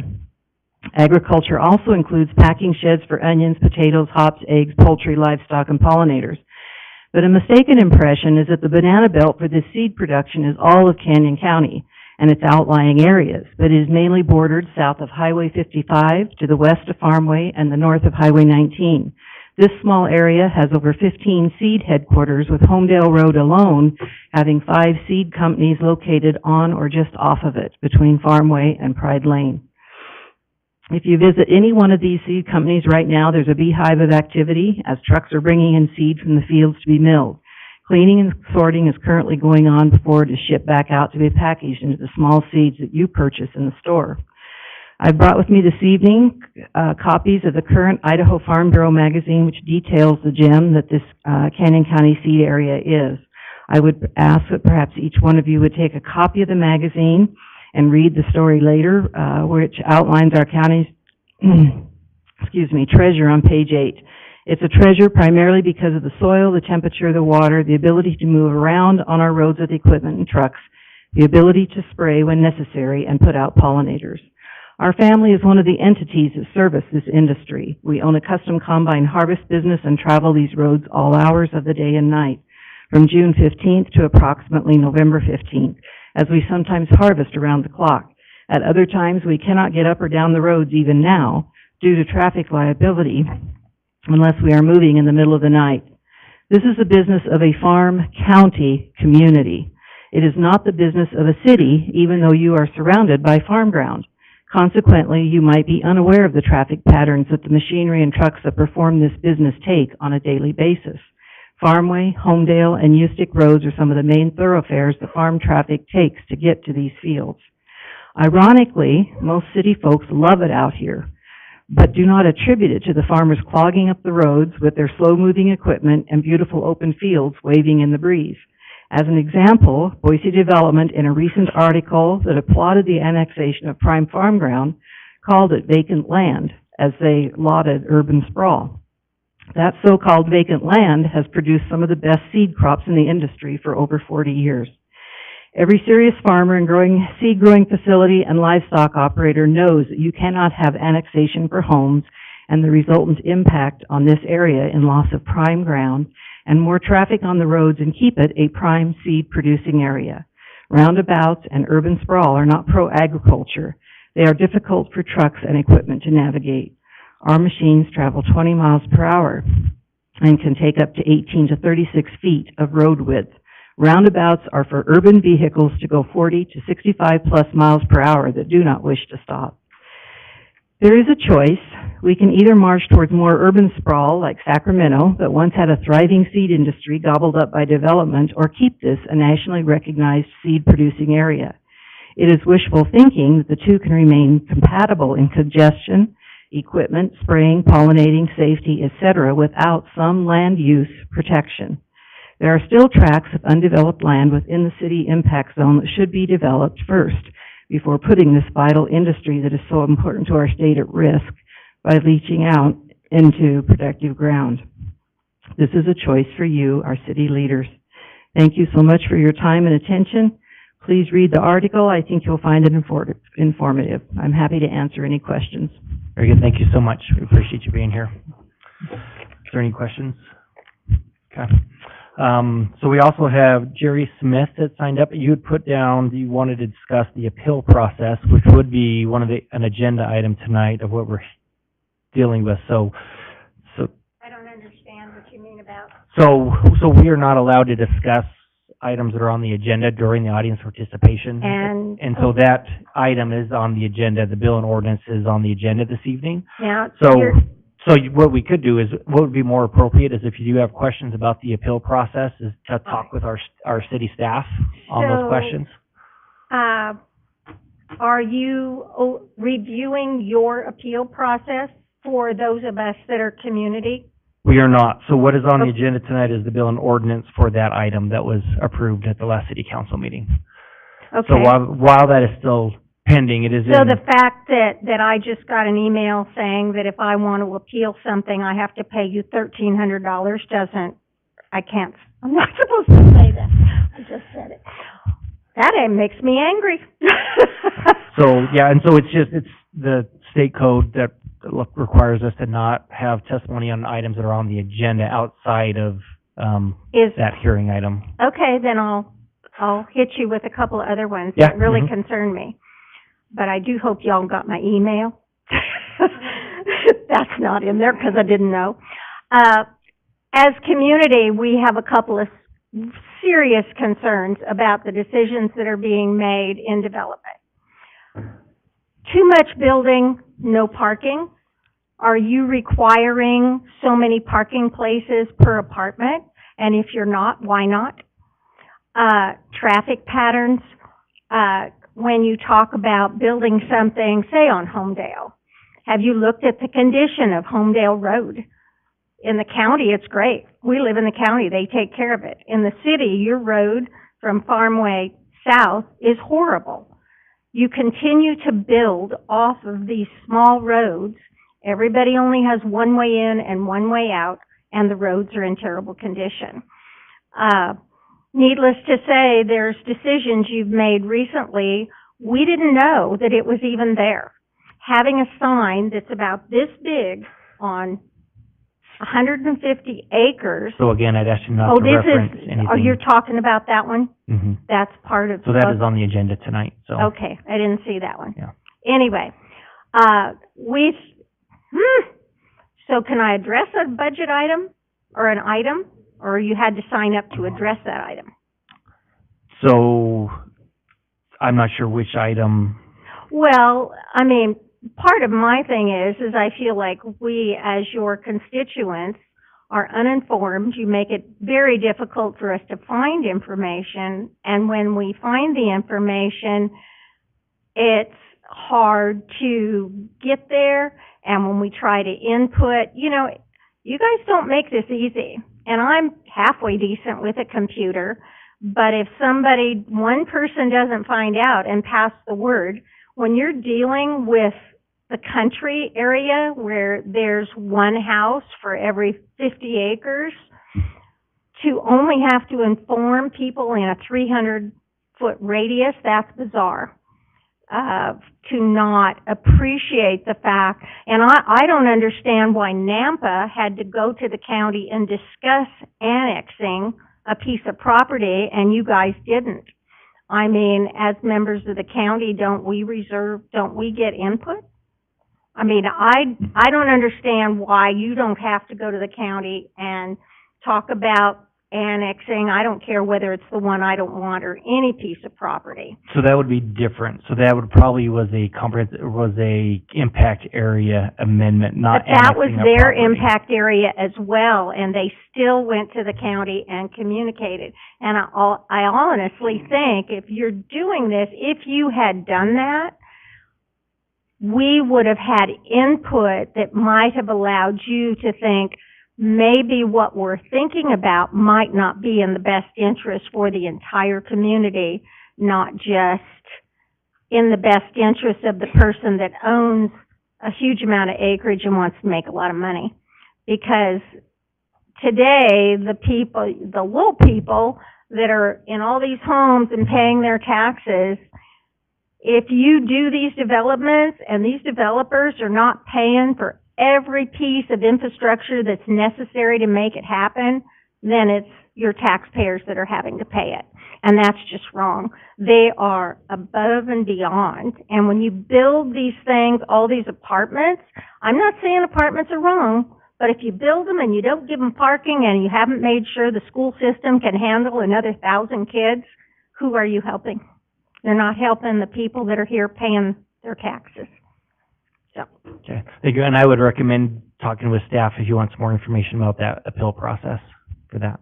So. Well, all I know is having to pay $1,300 to get you guys to listen to all the mistakes you might have made. Maybe not a good idea. I'd like to ask that you remove the fee for the appeal process so that those of your constituents who are already paying don't have to pay to get their voice heard. Yeah. Thank you so You can much. make a motion. Okay. Okay, that is all for our audience participation, and that moves us into consent calendar. We do have a couple of items to amend on there. Counselor Doty? Yes, Mr. Mayor, amendments to the consent calendar, move consent calendar item number 6 and number 14 to new business for further discussion. Okay, so we have, oh, sorry. Yeah, this one too, amendments to new business. I think we already did, that was the one that was Already withdrawn, right? discussed it, so we're good. Yeah. Okay, so we have a motion to amend the consent calendar by removing items number 6 and items number 14 to the regular agenda. Do we have a second? Second. Any discussion? Okay, and so real quick too, before we take the vote, Counselor McGee, I believe you are with us, is that correct? Maybe not, is he not? I am, Mayor, I'm here. Yep, thank you. Okay, perfect, excellent. Just want to make sure on that, okay. So, oh.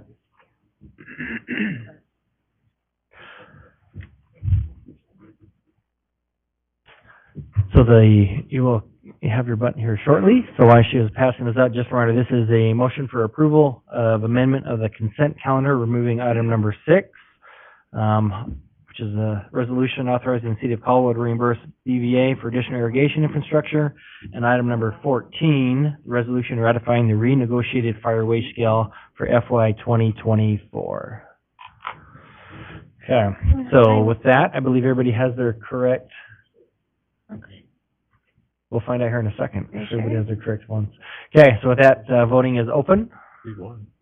I'm 3. You are, yeah. You're seat 1. Yeah. 1, 2, 3. Pressing. Not working. You're number 1, you don't even know it. Okay. So we do have, so we will take Counselor Doty's Hey, vote manually. I have his remote. Are you sure? Because yours isn't going through. Yeah, you would Watch, be I'll push one. it and you'll see. There. Yeah, see, yep. I'm 3. Swap those. I voted for you. That's Okay. fine. So all the votes have been cast, voting is closed, and that passes unanimously. So, that has been amended. Do we have a, motion to approve the consent calendar as amended? So moved. Second. Motion from Counselor Stoddard and second from Counselor Doty to approve the consent calendar as amended. So, oh, is that what that just was? Okay, so we'll do this. Okay, so we'll do a vote. Madam Clerk, if you please call the roll. Yes. Register, Yes. McGee, Yes. Holgren, Yes. Williams. Yes. Okay, so that, Did I say Doty? Sorry. No, it's okay. My clicker's not working. Okay, very good. Sorry about that. So that motion passes unanimously and the consent calendar as amended has been approved. So we will go into old business. So old business action item number 1, the public hearing for the purpose of taking public comments on proposed fee changes for Canyon Hill Cemetery, Caldwell Fire Department, and Caldwell Parson Rec Department. Ray Lynn, you gonna present this?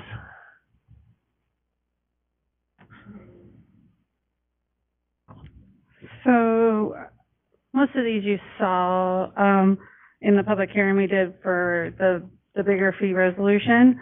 But when I went through that just to make sure that I caught all the fees, because there was a lot of them, I realized that the couple ones that were above 5% did not get the full publishing, so I made sure to get them published, because we want to be transparent. That's one of the goals that I have. So, that is why you're seeing the cemetery fees again, because they did not get published. And then, for fire, Chief Raleigh mentioned that he wanted to add additional fees, so those are on there. And then recreation always has new fees because they have new classes, so, that is why those are on there.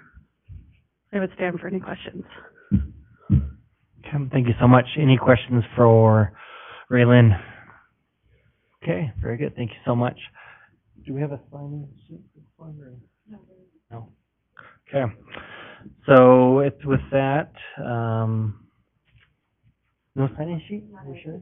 Oh. Okay. So is there anybody that would like to speak on this matter, for these proposed fee changes? Okay, so let the record reflect that no one came forward. So with that, any discussion from council or any motions?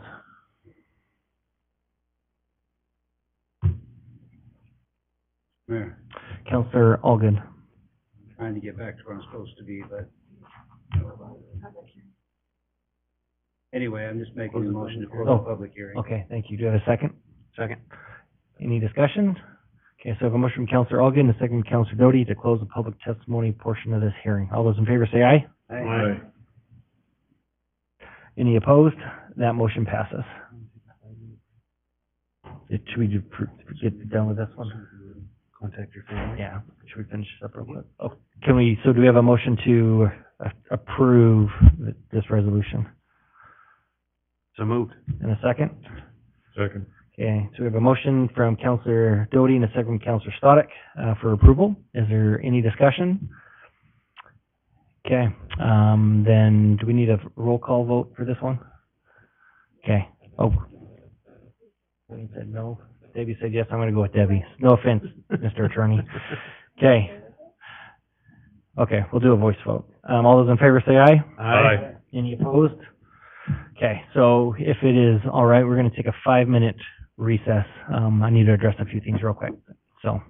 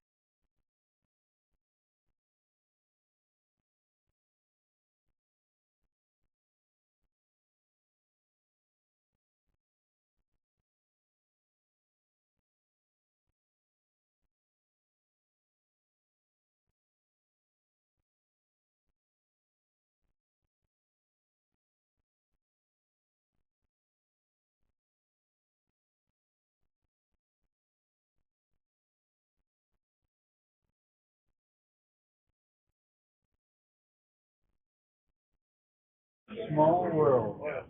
I didn't mention that to him until after he was hired. Any kind of, it's irrelevant. It's irrelevant, yeah. You know?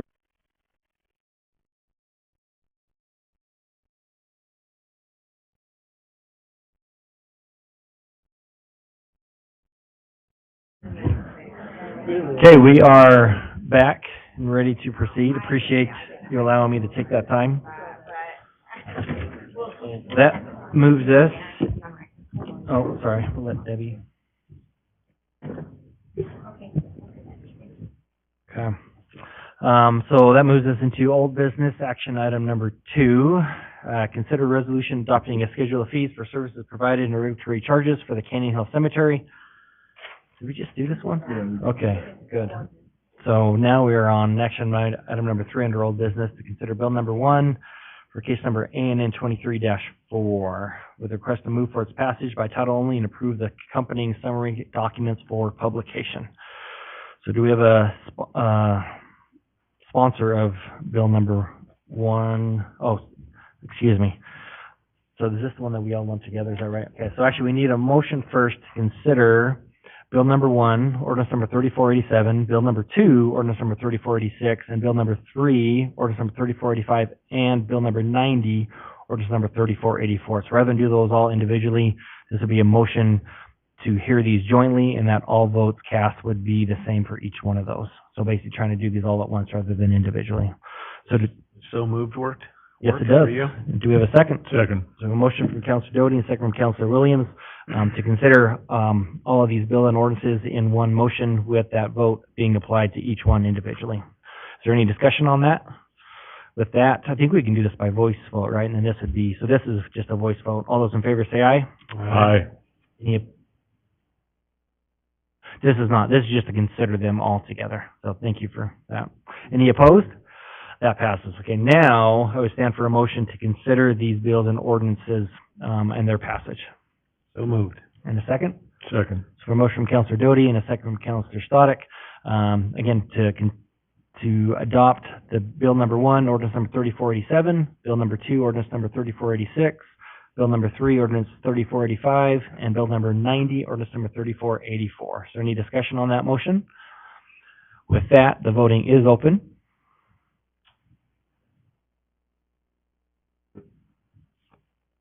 And all votes are cast, so voting is closed. And that motion does pass unanimously. Okay, that moves us into new business, so we will jump into those 2 items that we moved down from the consent agenda. So first would be the resolution authorizing the City of Caldwell to reimburse Ball Venture Alquist for additional irrigation infrastructure in exchange for 972 linear feet of C900 16-inch water class pipe donated to the city from Idaho Department of Transportation. Mr. McDonald, the time is yours. Thank you, Mr. Mayor and Council. I am pleased to be here this evening and happy to speak to this item. Sometime back, I was not directly involved in this in the beginning, but I'll just explain kind of what the situation is, and it's not super complicated, but it is a little complicated to explain. The BVA developed 110 acres on the north side of 2026. Adjacent to their parcel on the west side, just north of the Steve Regan parcel, there are 2 other parcels that are not part of the BVA site. As BVA started developing, they were planning to build their irrigation system just for their property. As ITD was coming in to build the highway, what they were obligated to do was run a 16-inch line along the entire frontage, just to be able to serve those 2 out parcels that were not part of BVA's property, that front aviation. As we saw this going on, there were a couple meetings that happened, and it was decided that instead of ITD spending $600,000 to run this water line all the way along the frontage and to these 2 parcels, that it was a better idea to have BVA upsize their pump station so that they could serve these 2 parcels. And then as these 2 parcels develop, instead of them coming in and building their own pump station and then having 2 pump stations that the city needs to maintain, it would all be served off of 1 pump station. And so BVA changed their plans and they, upsized some of their lines to accommodate this increase, in flow that was needed, currently for this farmer and then for whatever future development goes in. And the intent was that, initially, that ITD was gonna reimburse them for that exchange because ITD was the one that was saving all the money on their highway project. It was later determined, ITD determined that they didn't have a mechanism to reimburse BVA back directly.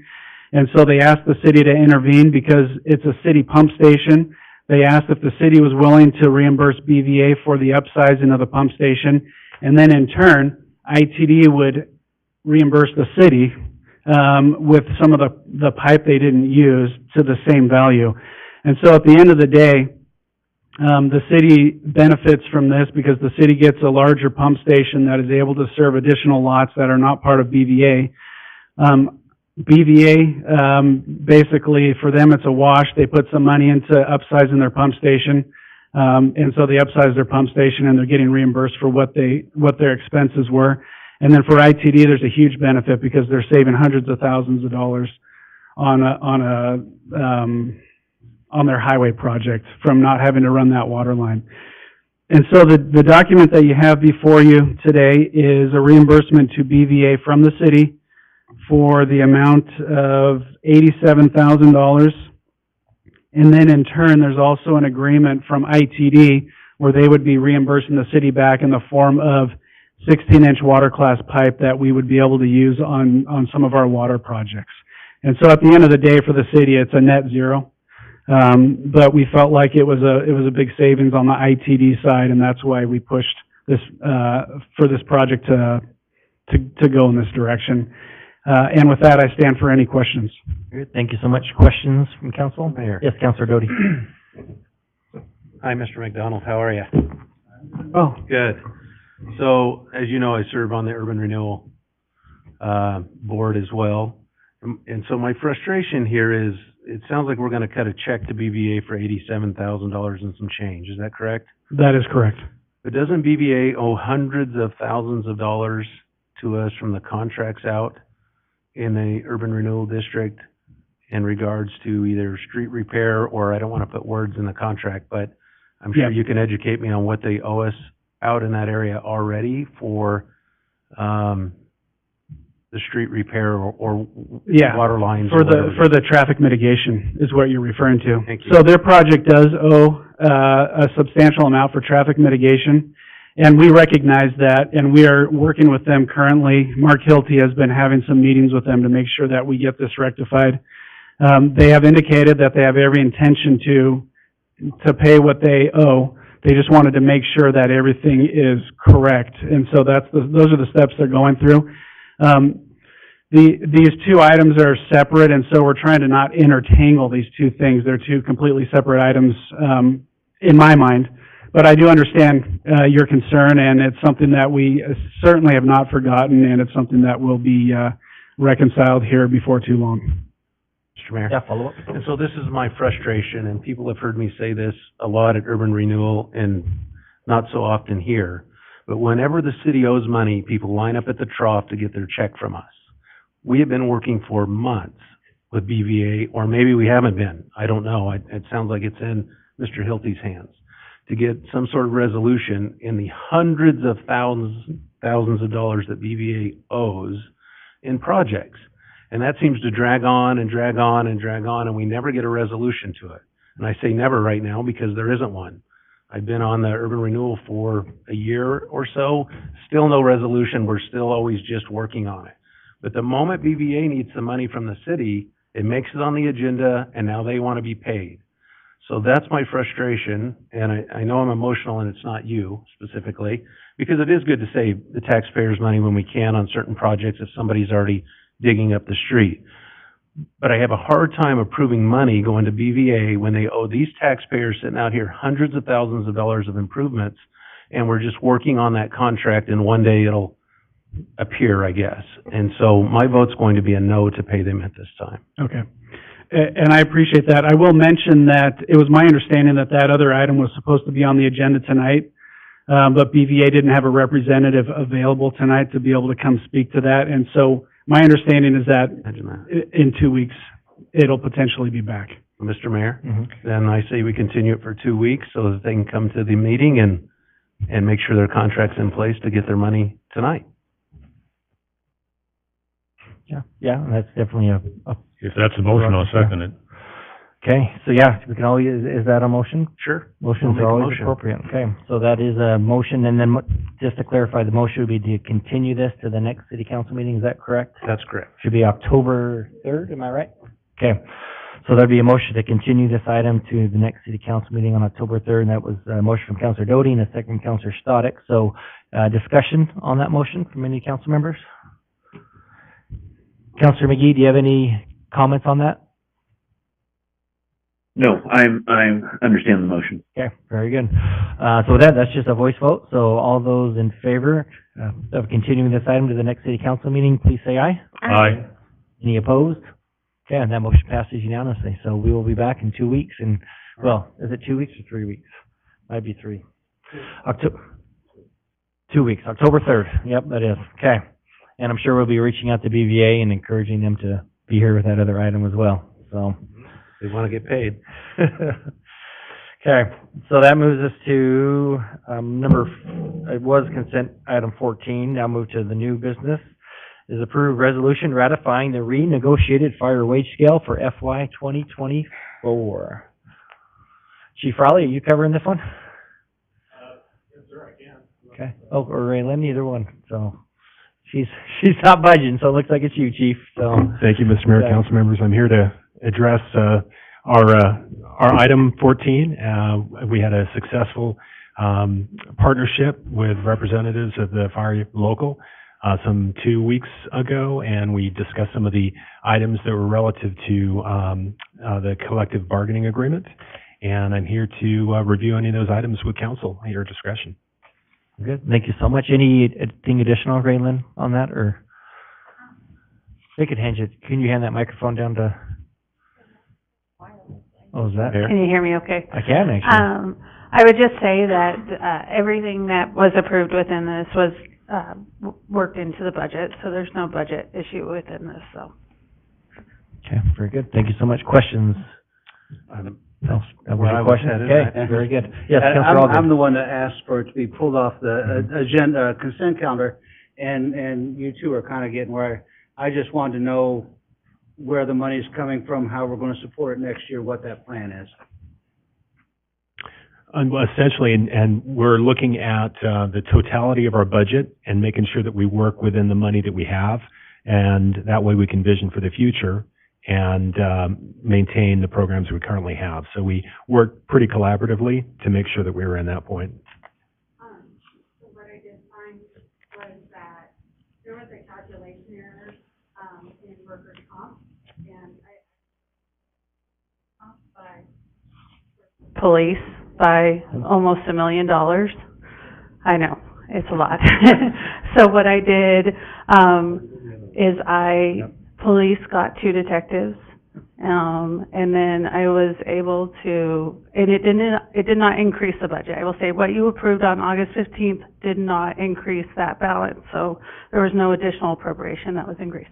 Police got 2 additional detectives, and then were able to approve this increase for fire and work through and balance the budget, so.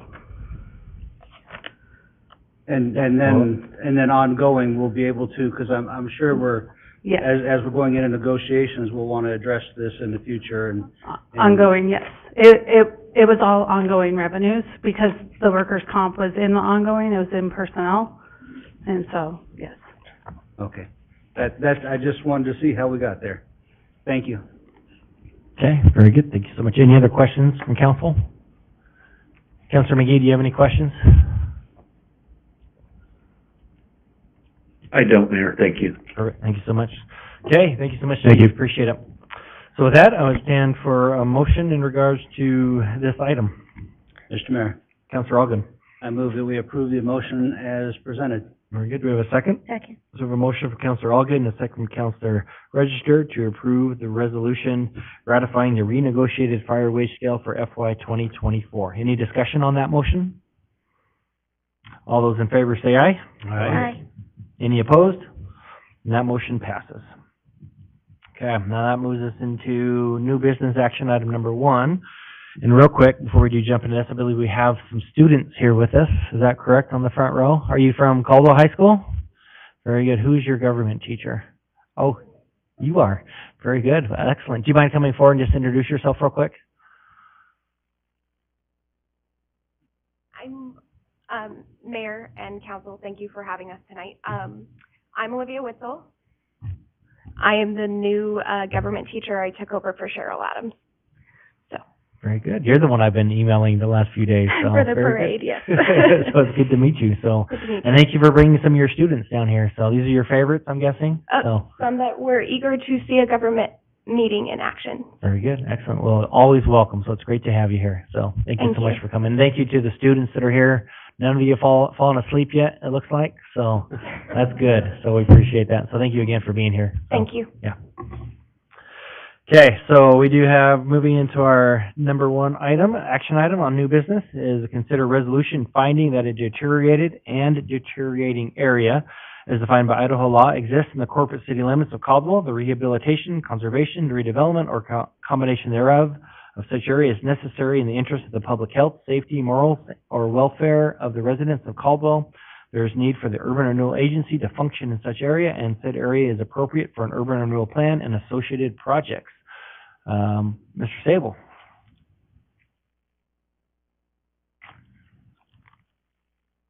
And it's good to see you here. I know Mark seems to be here quite often, and Doug, so it's good to get you out of the office and over in Caldwell a little bit. Thank you, Mr. Mayor, members of the council. I graduated from Caldwell High School with the mayor and proud native of Caldwell, and glad to be back. I attended these meetings alternating with Mark for many years, and then when we hired someone smarter than either of us, Doug has done a lot more of that. So glad to be now a partner with Doug, and glad to fill in for him tonight on something he did more work on, but which I'll hope to briefly emphasize for you.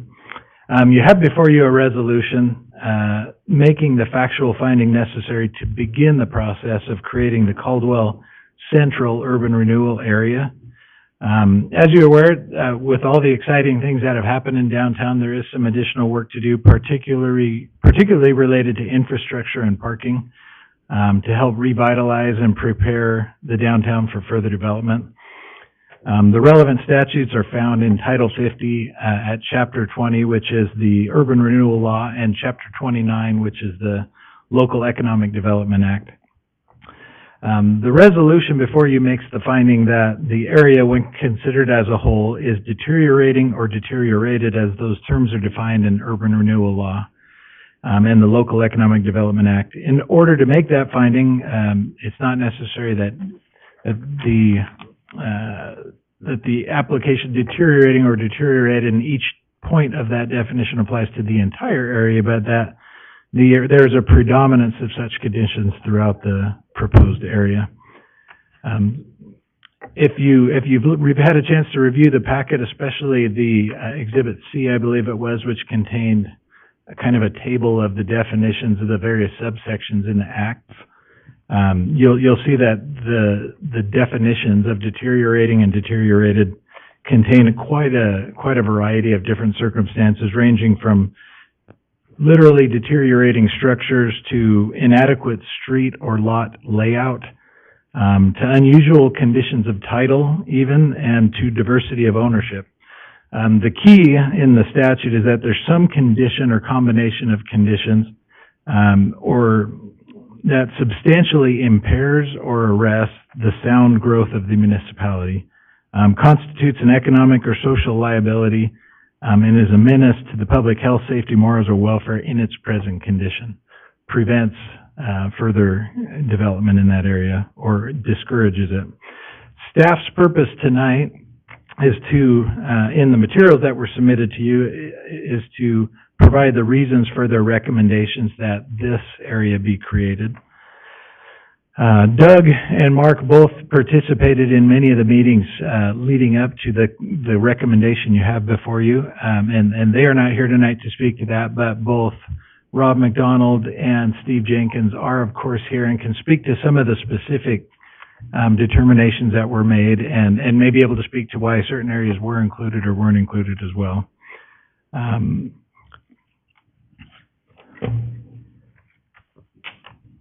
In that packet, I believe it was, what you see before you, I believe it's Exhibit B, and Exhibit C is identical to that, but has a number of numbers identified that correlate to the pictures, which I believe was Exhibit D. There, he's opening up. Those, if you've had a chance to review them, identify a sampling of areas in the proposed area, together with the reasons why staff believe these fit the criteria of the statutes. I wanted to maybe take a sampling. We're not going to go through all of them, but if you'll take a look at picture number 5, this is a pretty good example. You'll note the deteriorating conditions of the street. At the bottom of the street, if I'm not mistaken, that's not unpaved, or the pavement has deteriorated to where it's kind of a gravel condition there. Across the street on the north side of the intersection, you'll note that there's no curb, gutter, or sidewalk leading into an unpaved access area. And you'll notice the pooling of water. I don't know if that was from recent rainstorm or irrigation or what may have aligned there, but there's no curb, gutter, or sidewalk improvements along the edge of the roadway there. The general condition of the roadway itself is deteriorating, and it lacks, to my knowledge, any traffic control signage or other devices at that intersection. The size and layout of the lots in the vicinity also affect their adequacy and their access and usefulness, and all of which can be a further obstacle to attempts to economically develop in that area. If you want to move ahead to picture 14, this is a good example where some redevelopment has already occurred, but which there's still a significant need for infrastructure improvements due to certain deteriorating conditions. Let's see. I think so. 14, just so that picture looks a little bit confusing, it's that one over there on the right. At this location, which is facing southwest at the corner of Blaine and 5th Avenue, you'll see that the staff identified a number of deteriorating buildings, right-of-way improvements that are in need of redevelopment, surface and structural rehabilitation needed for the roadway in that area, and traffic and signage needs. As in the previous photo we looked at, properties in the area may be unlikely to develop without cleanup and rehabilitation of some of these conditions.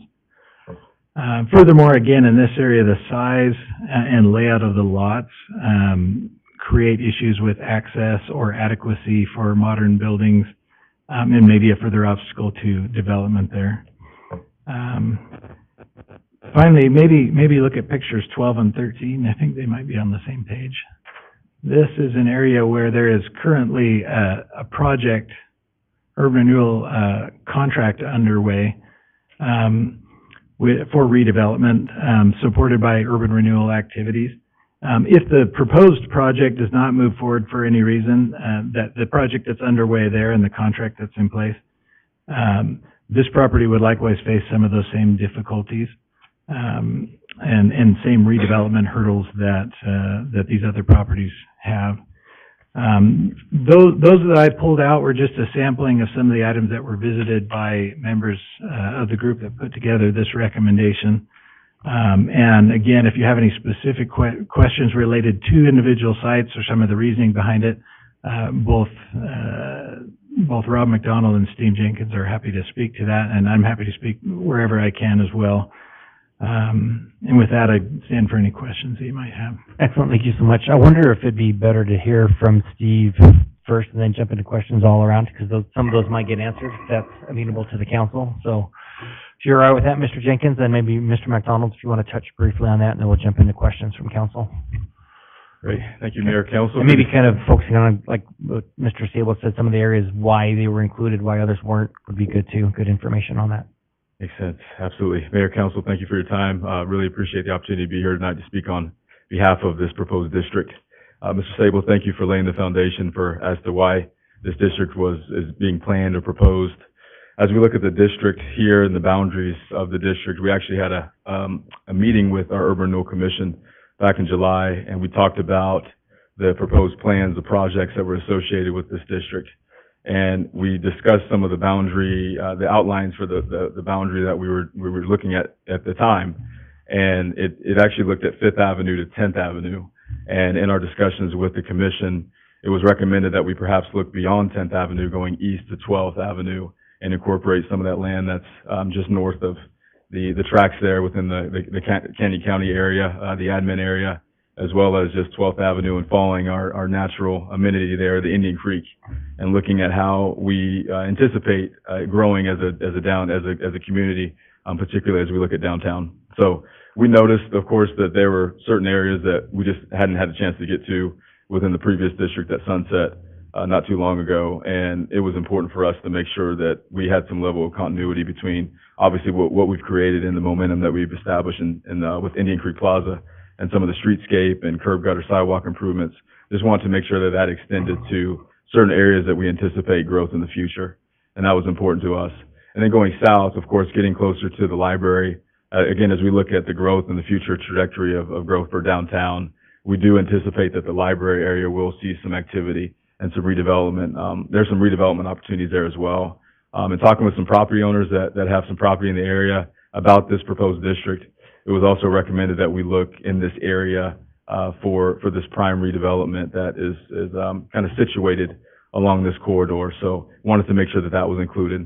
And then going west over the 4th Avenue, of course, continuing growth that direction and making sure that, and we're doing a walking tour with staff and looking at the details of the parking study, it was clear to us that we just did not get to the infrastructure improvements that we felt were necessary to continue the improvements that we had set out to achieve in the first district that we had established within the city.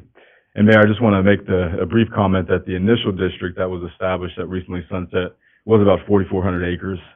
This district is less than 100 acres. So a lot smaller of a footprint and a little more intentional as to how we look to establish projects and the goals that we set out for this particular district.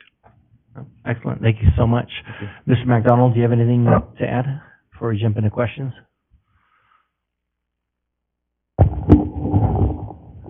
Thank you, Mr. Mayor. I do not have much to add except that what I'll mention from an infrastructure standpoint is there are certain streets downtown that could use some rehabilitation, especially some of the sidewalk, curb and gutter areas. I think it was wise to add the Albany Street, which is on the other side of the railroad tracks, because I see some expansion potentially happening in that area. And then just recently, I've received some concerns about some of the intersections at 5th and Blaine and Cleveland, and some of the traffic flow patterns there. So aside from that, I do not have much else to add. Okay, very good, excellent. Okay, so now we're going to go to questions, and all three or any others are available for questions. So, Councilor Stoddard. Mayor, and maybe this is a question for Mr. Jenkins. I don't know when this was made public, but I've had several phone calls and asked me the question, why can't we go all the way out from Simplot Boulevard to Centennial Way and then up north to the railroad tracks and then back down? Because those are some areas too that are really tough. Can we do that? I mean, can we extend it or can't we? Absolutely. Mayor, Councilor Spodek, we looked at the footprint here. Just wanted to make sure that we had some clear intention as to the projects that we were proposing for this district, and we've been pretty deliberate as to how those projects correspond with the exact footprint and the boundaries of this proposed district. Not to discount what you're saying at all. I think you have some credence there as it relates to improvements that we can make throughout the city. We just had to really narrow it down and say, hey, our projects have to align with this area. We're working with a group that is currently looking to conduct a feasibility study for this district, and that group has, given the time constraints, we wanted to make sure we had enough of an area where we can get these proposed projects aligned with the boundaries in a manner that we felt could be very efficient. So, not to discount again what you're saying, I do think that there's some validity there. It's just a matter of staff looking at it and saying, hey, we have to attack this particular area first, and perhaps we can look at that at a later point. Okay, so timing issue then, or? Absolutely. Timing, projects, just all those things didn't come Okay. together for us on that. All right. And the purpose of this new area would be parking, right? Build a parking garage, isn't that the main? It is, Councilor Steiger, one of the projects that's planned for this is to mitigate some of our parking challenges that we have. Mhm. So it is an emphasis within the plans, the project plans that we proposed. Okay, because I was looking for that in the packet and I didn't see that, so I was wondering why we left it out. So we're upfront and transparent is what I'm saying. Absolutely, and I think really the bottom line is we're still working on that feasibility study, that report that's yet to come out. So, I imagine once all that's solidified, you'll have that in front of you. Okay, thank you. Absolutely. Yes, Mr. Sable. Mr. Mayor, Councilman Static, to your question too, it may be important to recognize what is happening tonight. This resolution is really an invitation to the agency to propose a plan. And so a lot of those details will come at the next step. It doesn't create the area tonight. It just finds that the area could use rehabilitation and then moves forward where you'll get more details like that. Okay, I just want to make sure that, you know, with Mr. Doty and Mr. Porter in the audience, that, everybody's upfront. This is the reason why we're doing this. I just want to make sure that's included in the language. Thank you. Okay. Yes, Councilor I have Doty. parking on here as well. Is my microphone on? Yes, I have parking on here as well, so I'm very interested in if all the other projects align, if the parking garage goes in there, that we should definitely, it's gonna be a multi-million-dollar project, so that would be my focus as Mr. well for the area, not just, go ahead. I thought you were done. Sorry. And then I do appreciate that it is smaller. I just want that out there, and that it leads into our downtown as our downtown continues to expand. We certainly want to make it as nice as we can, without making it too extravagant on the taxpayer, but we certainly don't want torn up streets. And my, next comment was, and maybe someone can comment on this, is I just want to make sure the public's aware as well as myself that it does not have to go 20 years, correct? There's no time limit on that, and I'm just looking for some guidance on that. That is correct. It does not have to go, so cannot go more than 20, correct? That's it. So yeah, you can definitely go less than that, so. Thank you. Yep, for sure. Yes, Councilor Allgood. Kind of just a comment, and maybe Mr. McDonald or Mr. Sable can confirm for me, but we saw pictures of blight and things like that, but one of the issues that we have dealt with for a number of years is groundwater issues, and you can't see those, but those often have to be mitigated before we can continue any building. And urban renewal has taken a big part in that in our downtown development is dealing with those issues prior to building these new projects. Very good. Thank you for those comments. Councilor Williams. Thank you, Mr. Mayor. One comment Mr. Sable made that I think is particularly important in this is that when we do get this proposal, that there be specificity of how it is we're going to use this urban renewal district. And I, like other comments, appreciate that it is more reduced and think it should be a shorter amount of time, but I would love to see the detail, so that this doesn't become some open-ended, opportunity that isn't the intention of our taxpayer dollars, being used, and so that's good news to me to hear that. Any other? Mr. Mayor, Yes, I Councilor Ristra. agree with what everybody is saying here, and so I agree with, especially with Councilor Williams. I think we need to be very detailed about what we're doing, and hopefully that includes the parking garage. Very good. Councilor McGee, do you have any comments?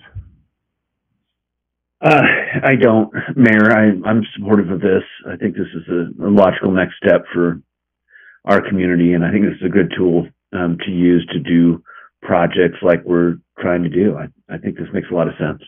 Okay, thank you so much. And so we did not have a sign-up sheet as this is a resolution, but I know there are a few people I think that wanted to say some comments, so we will give you a chance to do that. And again, I think it's important to note, like Mr. Sable said, this is not approving it tonight. There's still several steps to take. This is just kind of that, again, the first step of that journey that you need to take. So with that, like I said, I know there's a few people I think that wanted to speak on this matter. So if you are interested in coming forward and just take a few minutes, if that's all right, and just state your name.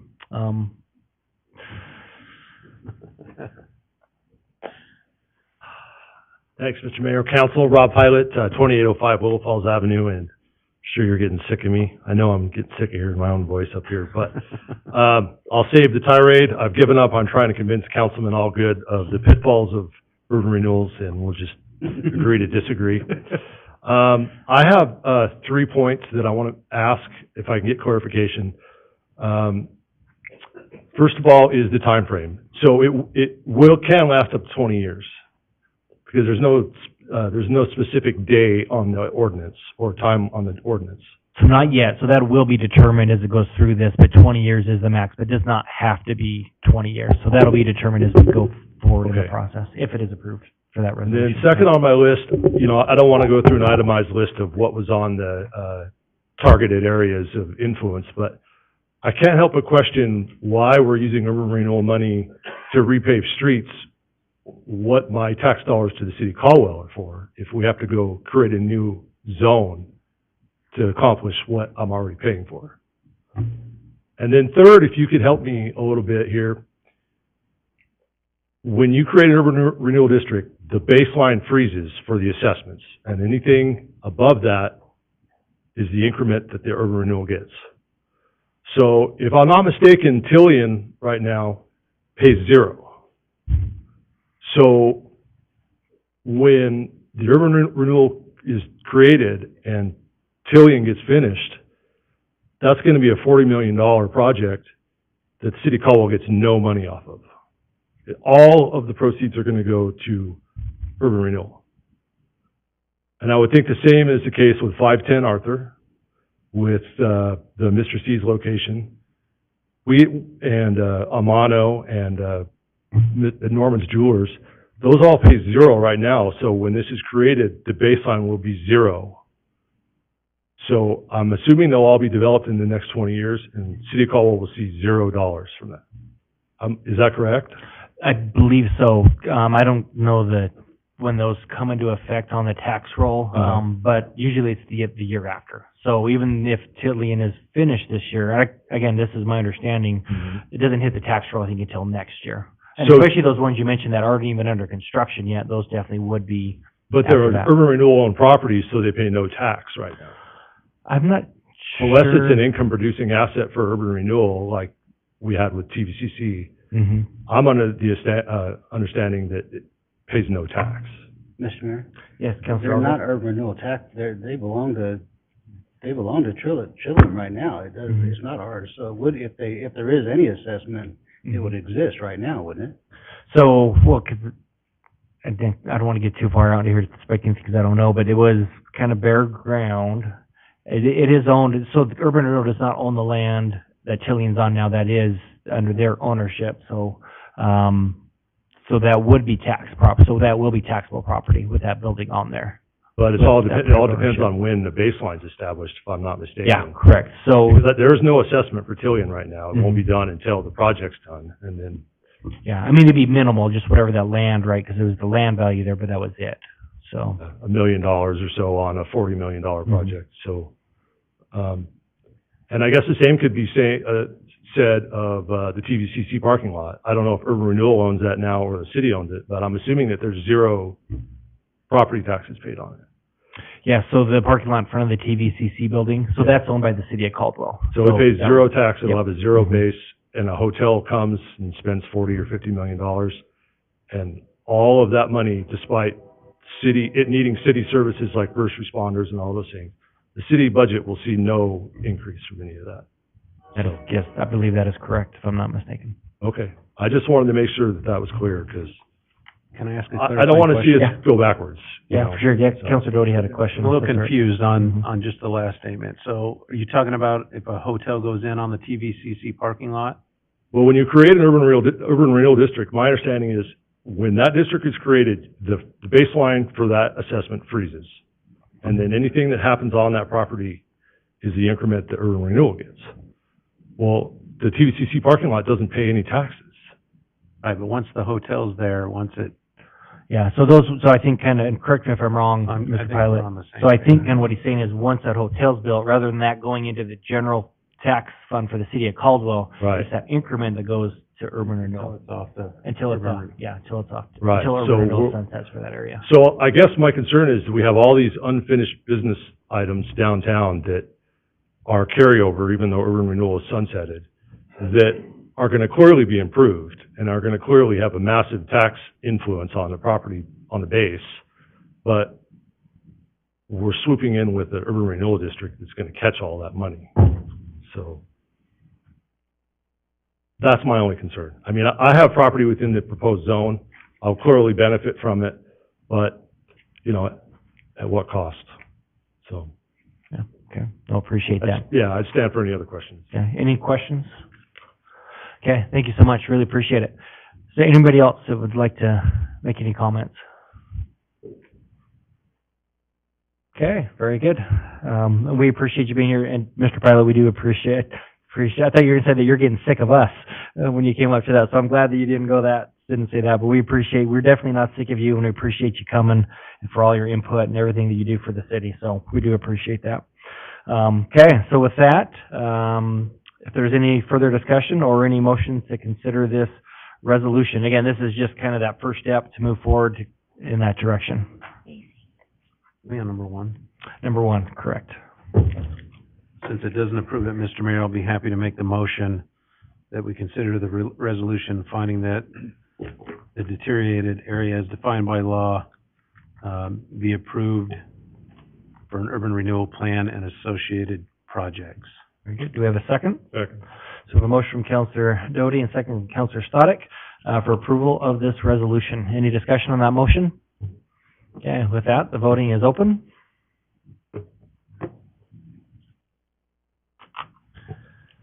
And all votes are cast, so voting is closed, and that motion does pass unanimously. New business item 2 was withdrawn, so that moves us into action item number 3. Consider resolution authorizing the execution of a professional services agreement with Agnew Beck Consulting in the amount of $49,950 for the creation of a park master plan. Our Parks and Recreation Director, Julie McCoy, if you please come forward.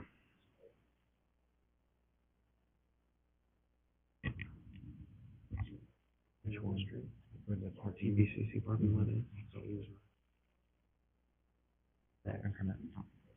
Okay, All right. time is yours. Thank you. Good evening. What this is proposing is hiring a contractor, Agnew Beck, and they are actually a contractor that I have personal experience with. When I was with Canyon County Parks, they created a parks master plan for Canyon County, and I was really impressed with what they do. It's a lot more than what we can do in-house. So they have people that they can contract with to bring in, some of the items I'd like to look at are things like our pathways connectivity in the city, the, condition of our urban canopy, different things like that. So many of our parks are considerably older, and I would like to see those looked at as, they're beautiful assets, but what can we do to keep them that way? And Agnew Beck will bring in, they're not only consultants, but they also put together like focus groups of people for input, both citizens and stakeholders, which was really beneficial in the process of creating the Canyon County Parks Master Plan. They also have consultants that will help with the things like I said, like with our urban canopy, they have arborists, landscape designers. They can look into those things. They will help us with creating a plan to design the parks that we felt we own the land for but haven't moved forward with, which would greatly improve our pathways connectivity and the recreational opportunities for the citizens. So that is why I've chosen to go with them and why this proposal's on there. So if there are any questions, I'd be happy to answer them. Very good, thank you so much. Any questions from council? Mr. Mayor, just a quick one. Councilor Doty. So they'll look for other areas for new parks. Will they be assessing our current parks to see what's outdated? Or I know that some of our current parks already, making more parks is great, but there's a lot of them that need some updated equipment and. Yes, that will be a large part of their assessment, and they won't only look at what is needed, but possible funding mechanisms as well. Because it can't always come from the budget. They're good at helping you kind of suss out what might be applicable for different types of grants. And that is one of my large priorities, is to get the park system that we already have in existence to get our urban canopy healthy, which is a huge concern for me because it is so old. There's just a lot of issues with that. And the condition of our playgrounds, some of the irrigation systems are pretty inadequate, just different things like that. Okay, any other questions? Okay, thank you so much. We appreciate you being here and presenting that. Oh, one thing I wanted to add too, just real quickly.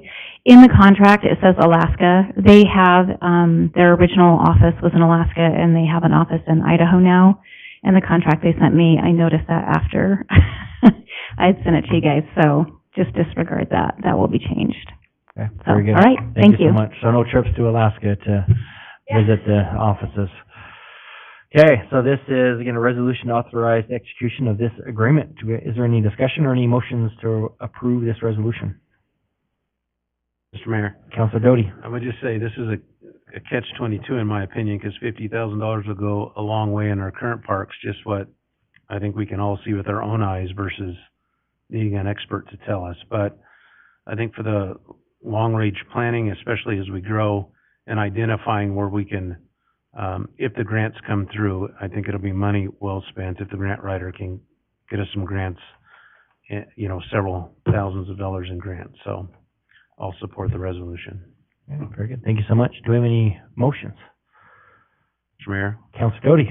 I'll make a motion that we approve the resolution authorizing the execution of the professional service agreement with Agnew Beck Consulting. Do we have a second? Second. So we have a motion from Councilor Doty and a second from Councilor Stodic for approval of the resolution. Is there any discussion on the motion? Okay, with that, the voting is open.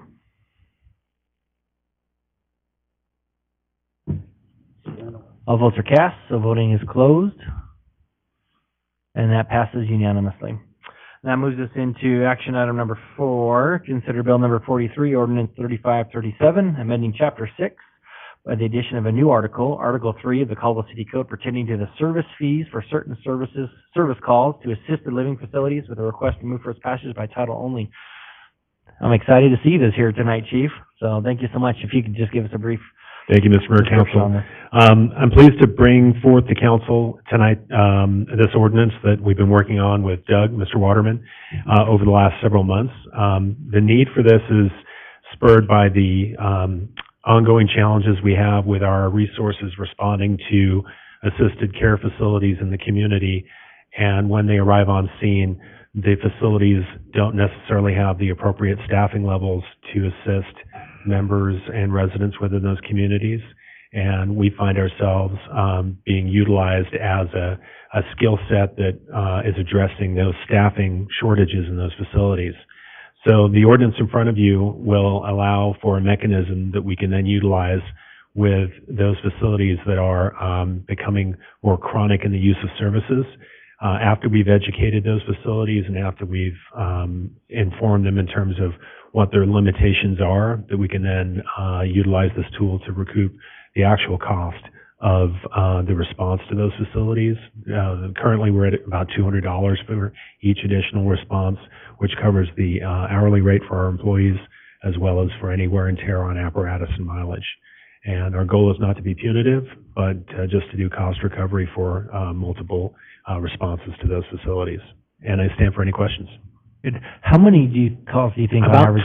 About 20 per month is the average that we see where we're going to multiple facilities that are over the what would we expect as a norm. And I do believe that education will be a big part of this process for us, which will help to reduce that exposure. But this will give us a tool that will then in turn allow us to reinforce that education in terms of the cost to the community. Yeah, thank you so much. And as Chief mentioned, this isn't to be punitive to those organizations. We've been working on this for a while. But what we've seen a lot is some of these assisted living, if they don't have the proper staffing on site and somebody falls out of bed, they literally cannot pick that person up and put them back in bed. So they call 911 and they send out a fire truck with our firefighters to literally pick that person up and put them back in bed, essentially on a taxpayer dime. So what this does is gives those facilities incentive to keep the proper staff on hand rather than paying us to come out there and do that, so that our firefighters can be out there doing what they really should be doing on that. And again, not supplementing these assisted living facilities for not having proper staff on hand. So appreciate the work on it. I think it's going to be a good thing and moving forward on that direction. So any questions for Chief Raleigh? Okay, excellent. Thank you so much. Thank you, Really sir. Thank appreciate you, it. council. Okay, so let's see here. Do we have if there's any discussion, or if not, if there is a sponsor of this bill and ordinance? Mr. Mayor, Councilor Algen. I'll sponsor bill number 43, ordinance number 3537, and move for its passage by title only. Good. Do we have a second? Second. So we have a motion from Councilor Algen, a second from Councilor Doty for passage of bill number 43, ordinance number 3537. Any discussion on that motion? With that, then the voting is open. All votes are cast, the voting is closed, and that passes unanimously. That moves us into action item number 5, consider bill number 29, ordinance number 3513, amending chapter 4, article 9 of city code, regulating the erection of monuments or tombstones in Canyon Hill Cemetery. Mr. Sable. Mr. Mayor, members of the council, I forgot to mention that the electronic voting was new to me as well tonight. That's pretty Welcome to pretty the 21st exciting about century with all the the new city of Caldwell. developments. What you have before you is an ordinance that began based on several months ago a careful review of the current rules and regulations that govern various aspects of use of the cemetery. In particular, is prompted by a kind of an out-of-the-ordinary request that ultimately was withdrawn, but it prompted the review, and in many ways, you might refer to it as kind of a cleanup of the ordinance. There's language being added that allows the council to adopt additional rules and regulations governing the cemetery through resolution rather than an ordinance in the future. There are some clarifications. For example, on the first page, you'll see reference to a limit of 38 inches for monuments. That's something that's been in place informally, but was not in the code, so it's being added. But that's been the case, and it's worked well, and that's similar to what other cities in the area use. There's a lot of industry terms in there that you may recognize if you've worked with concrete, such as the markers have to be wet set in the concrete foundation. Don't build the foundation somewhere else and then try and bury it in the grass at the cemetery. Pour it there. Using string line and lot markers for placement guidance.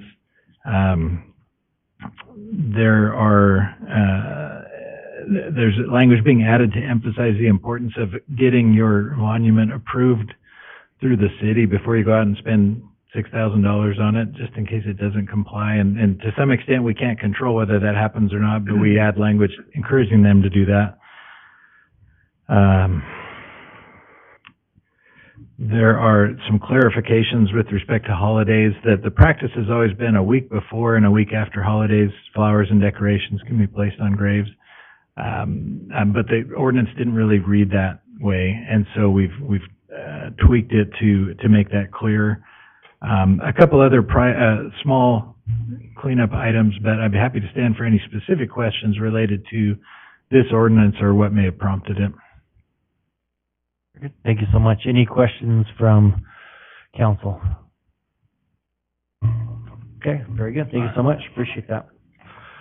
Okay, so this is, again, a bill and ordinance to amend that chapter 4, in regards to regulating the erection of monuments or tombstones in Canyon Hill Cemetery, and amending chapter 4, article 9, pertaining to limitation on care of cemetery spaces by an owner or other persons. In that regards, with title, approve it by passage by title only and approve the summary for publication. Is there any discussion on this item or any motions? Mr. Mayor. Councilor Doty. I'll sponsor bill number 29, ordinance number 3513, with a request to move for its passage by title only and approve the summary for publication. Do we have a second? Second. A motion from Councilor Doty and a second from Councilor Stodic for the passage of bill number 29, ordinance number 3513, move for its passage by title only and approve the summary for publication. Any discussion on that motion? Okay, with that, then voting is open, and Madam Clerk, will you please do a roll call vote on this? Doty? Yes.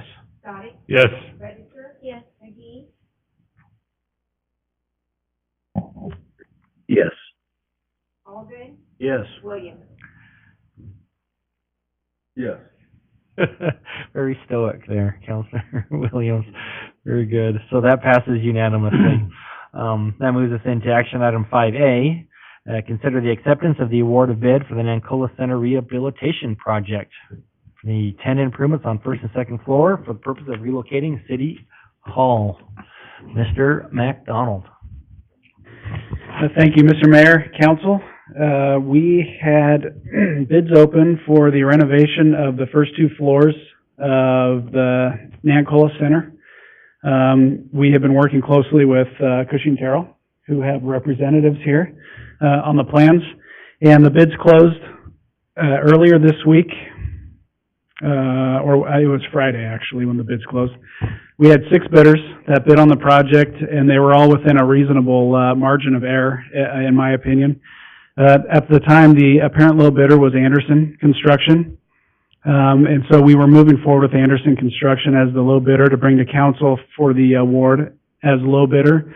It was pointed out today that there actually was an error, a nuance in their document that actually added $45,000 to their bid, which made them the second lowest bidder.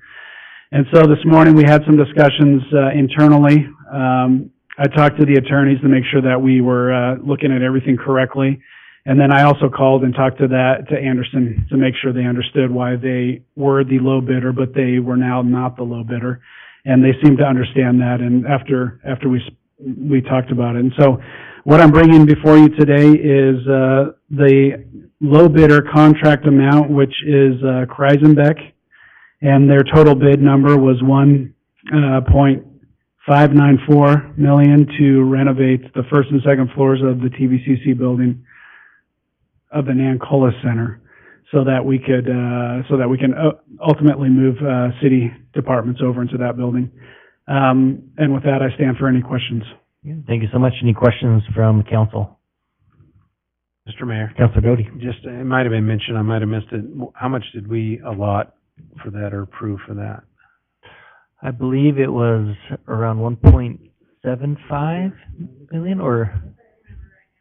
Okay. So it came in under and 6 bids. So that's the first time in years. I hate to say that, but really years that that's happened. So hopefully this is a new trend going that direction. So and just avoid some change orders. That would be great. Yeah. So yes.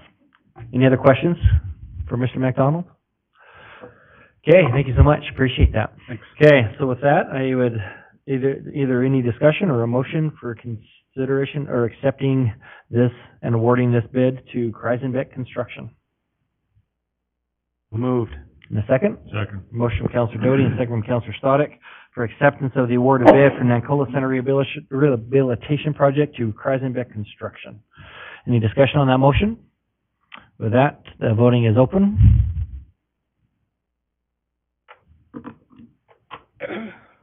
All votes are cast. The voting is closed. And that passes unanimously.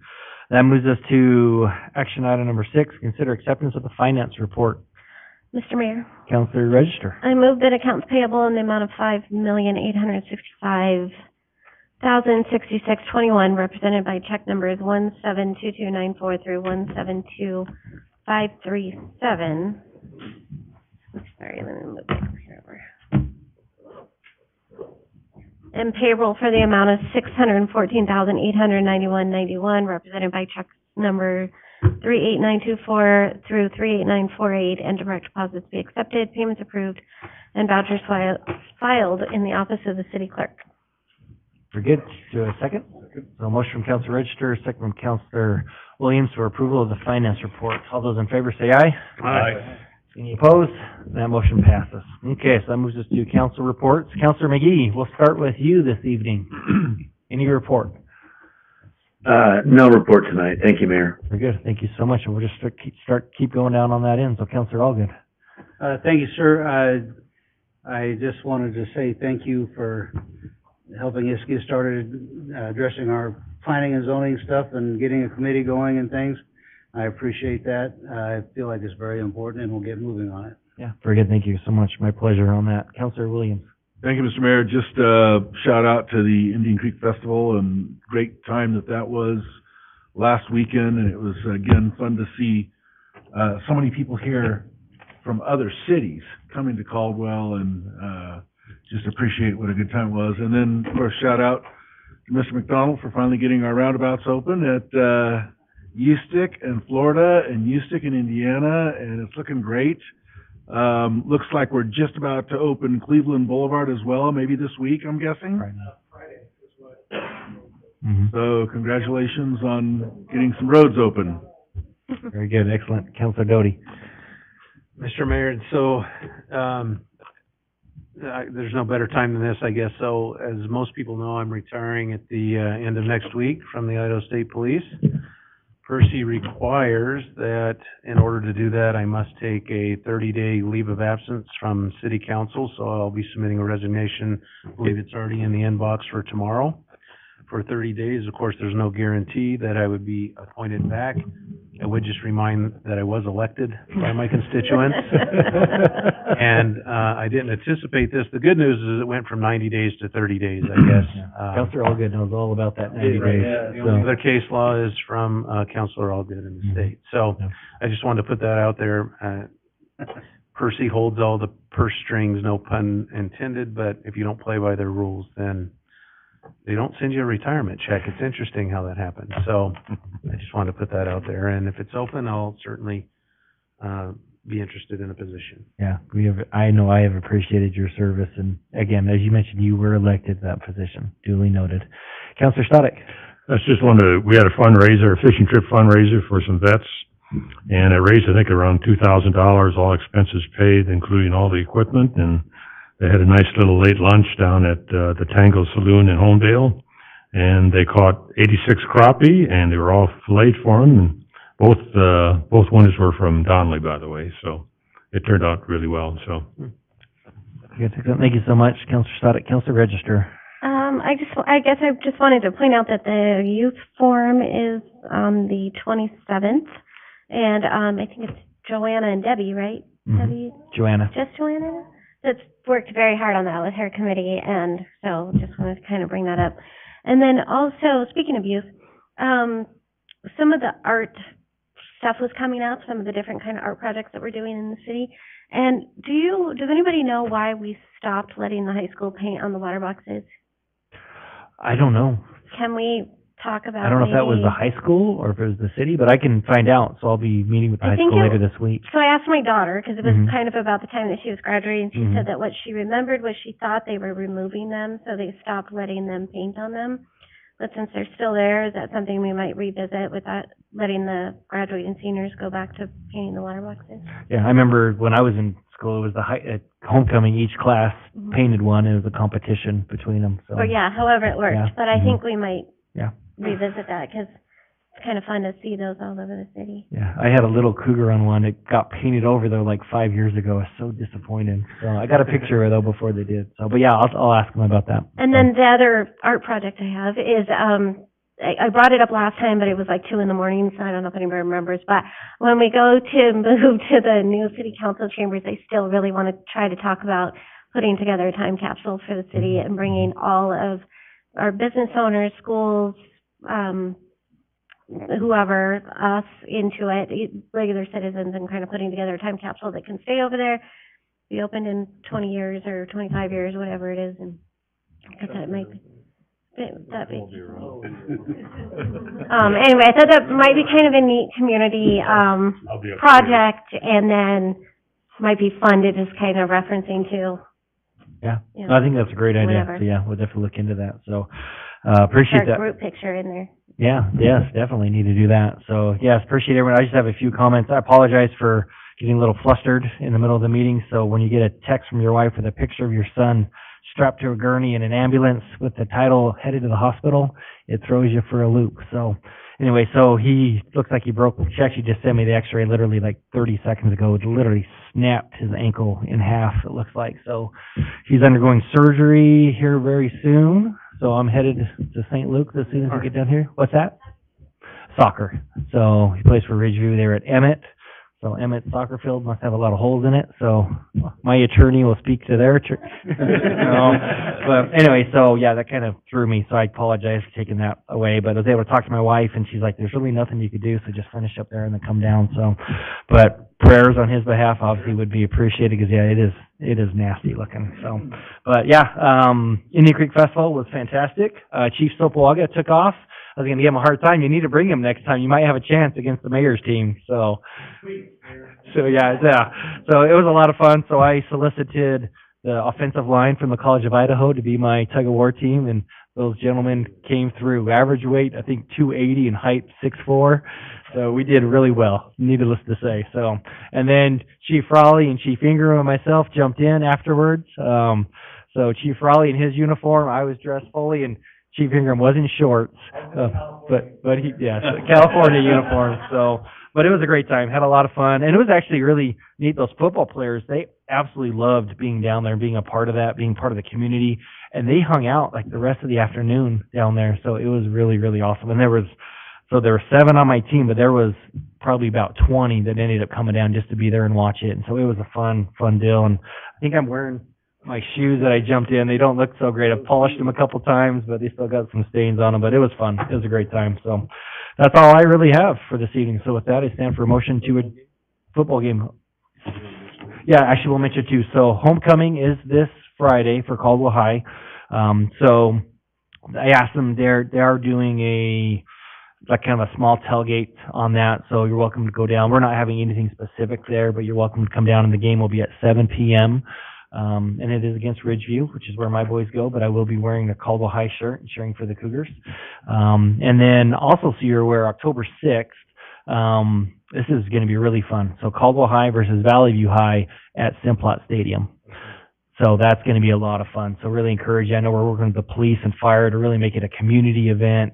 They're going to be making out some T-shirts. I know Caldwell High is. So just really trying to get the community engaged, involved, getting it back a game every year back at Simplot Stadium with the Cougars. So, and it just happens to be Valley View this year, so it's perfect. So that's October 6th. That'll be a Friday night at 7 p.m. as well. So encourage you to come and attend that also.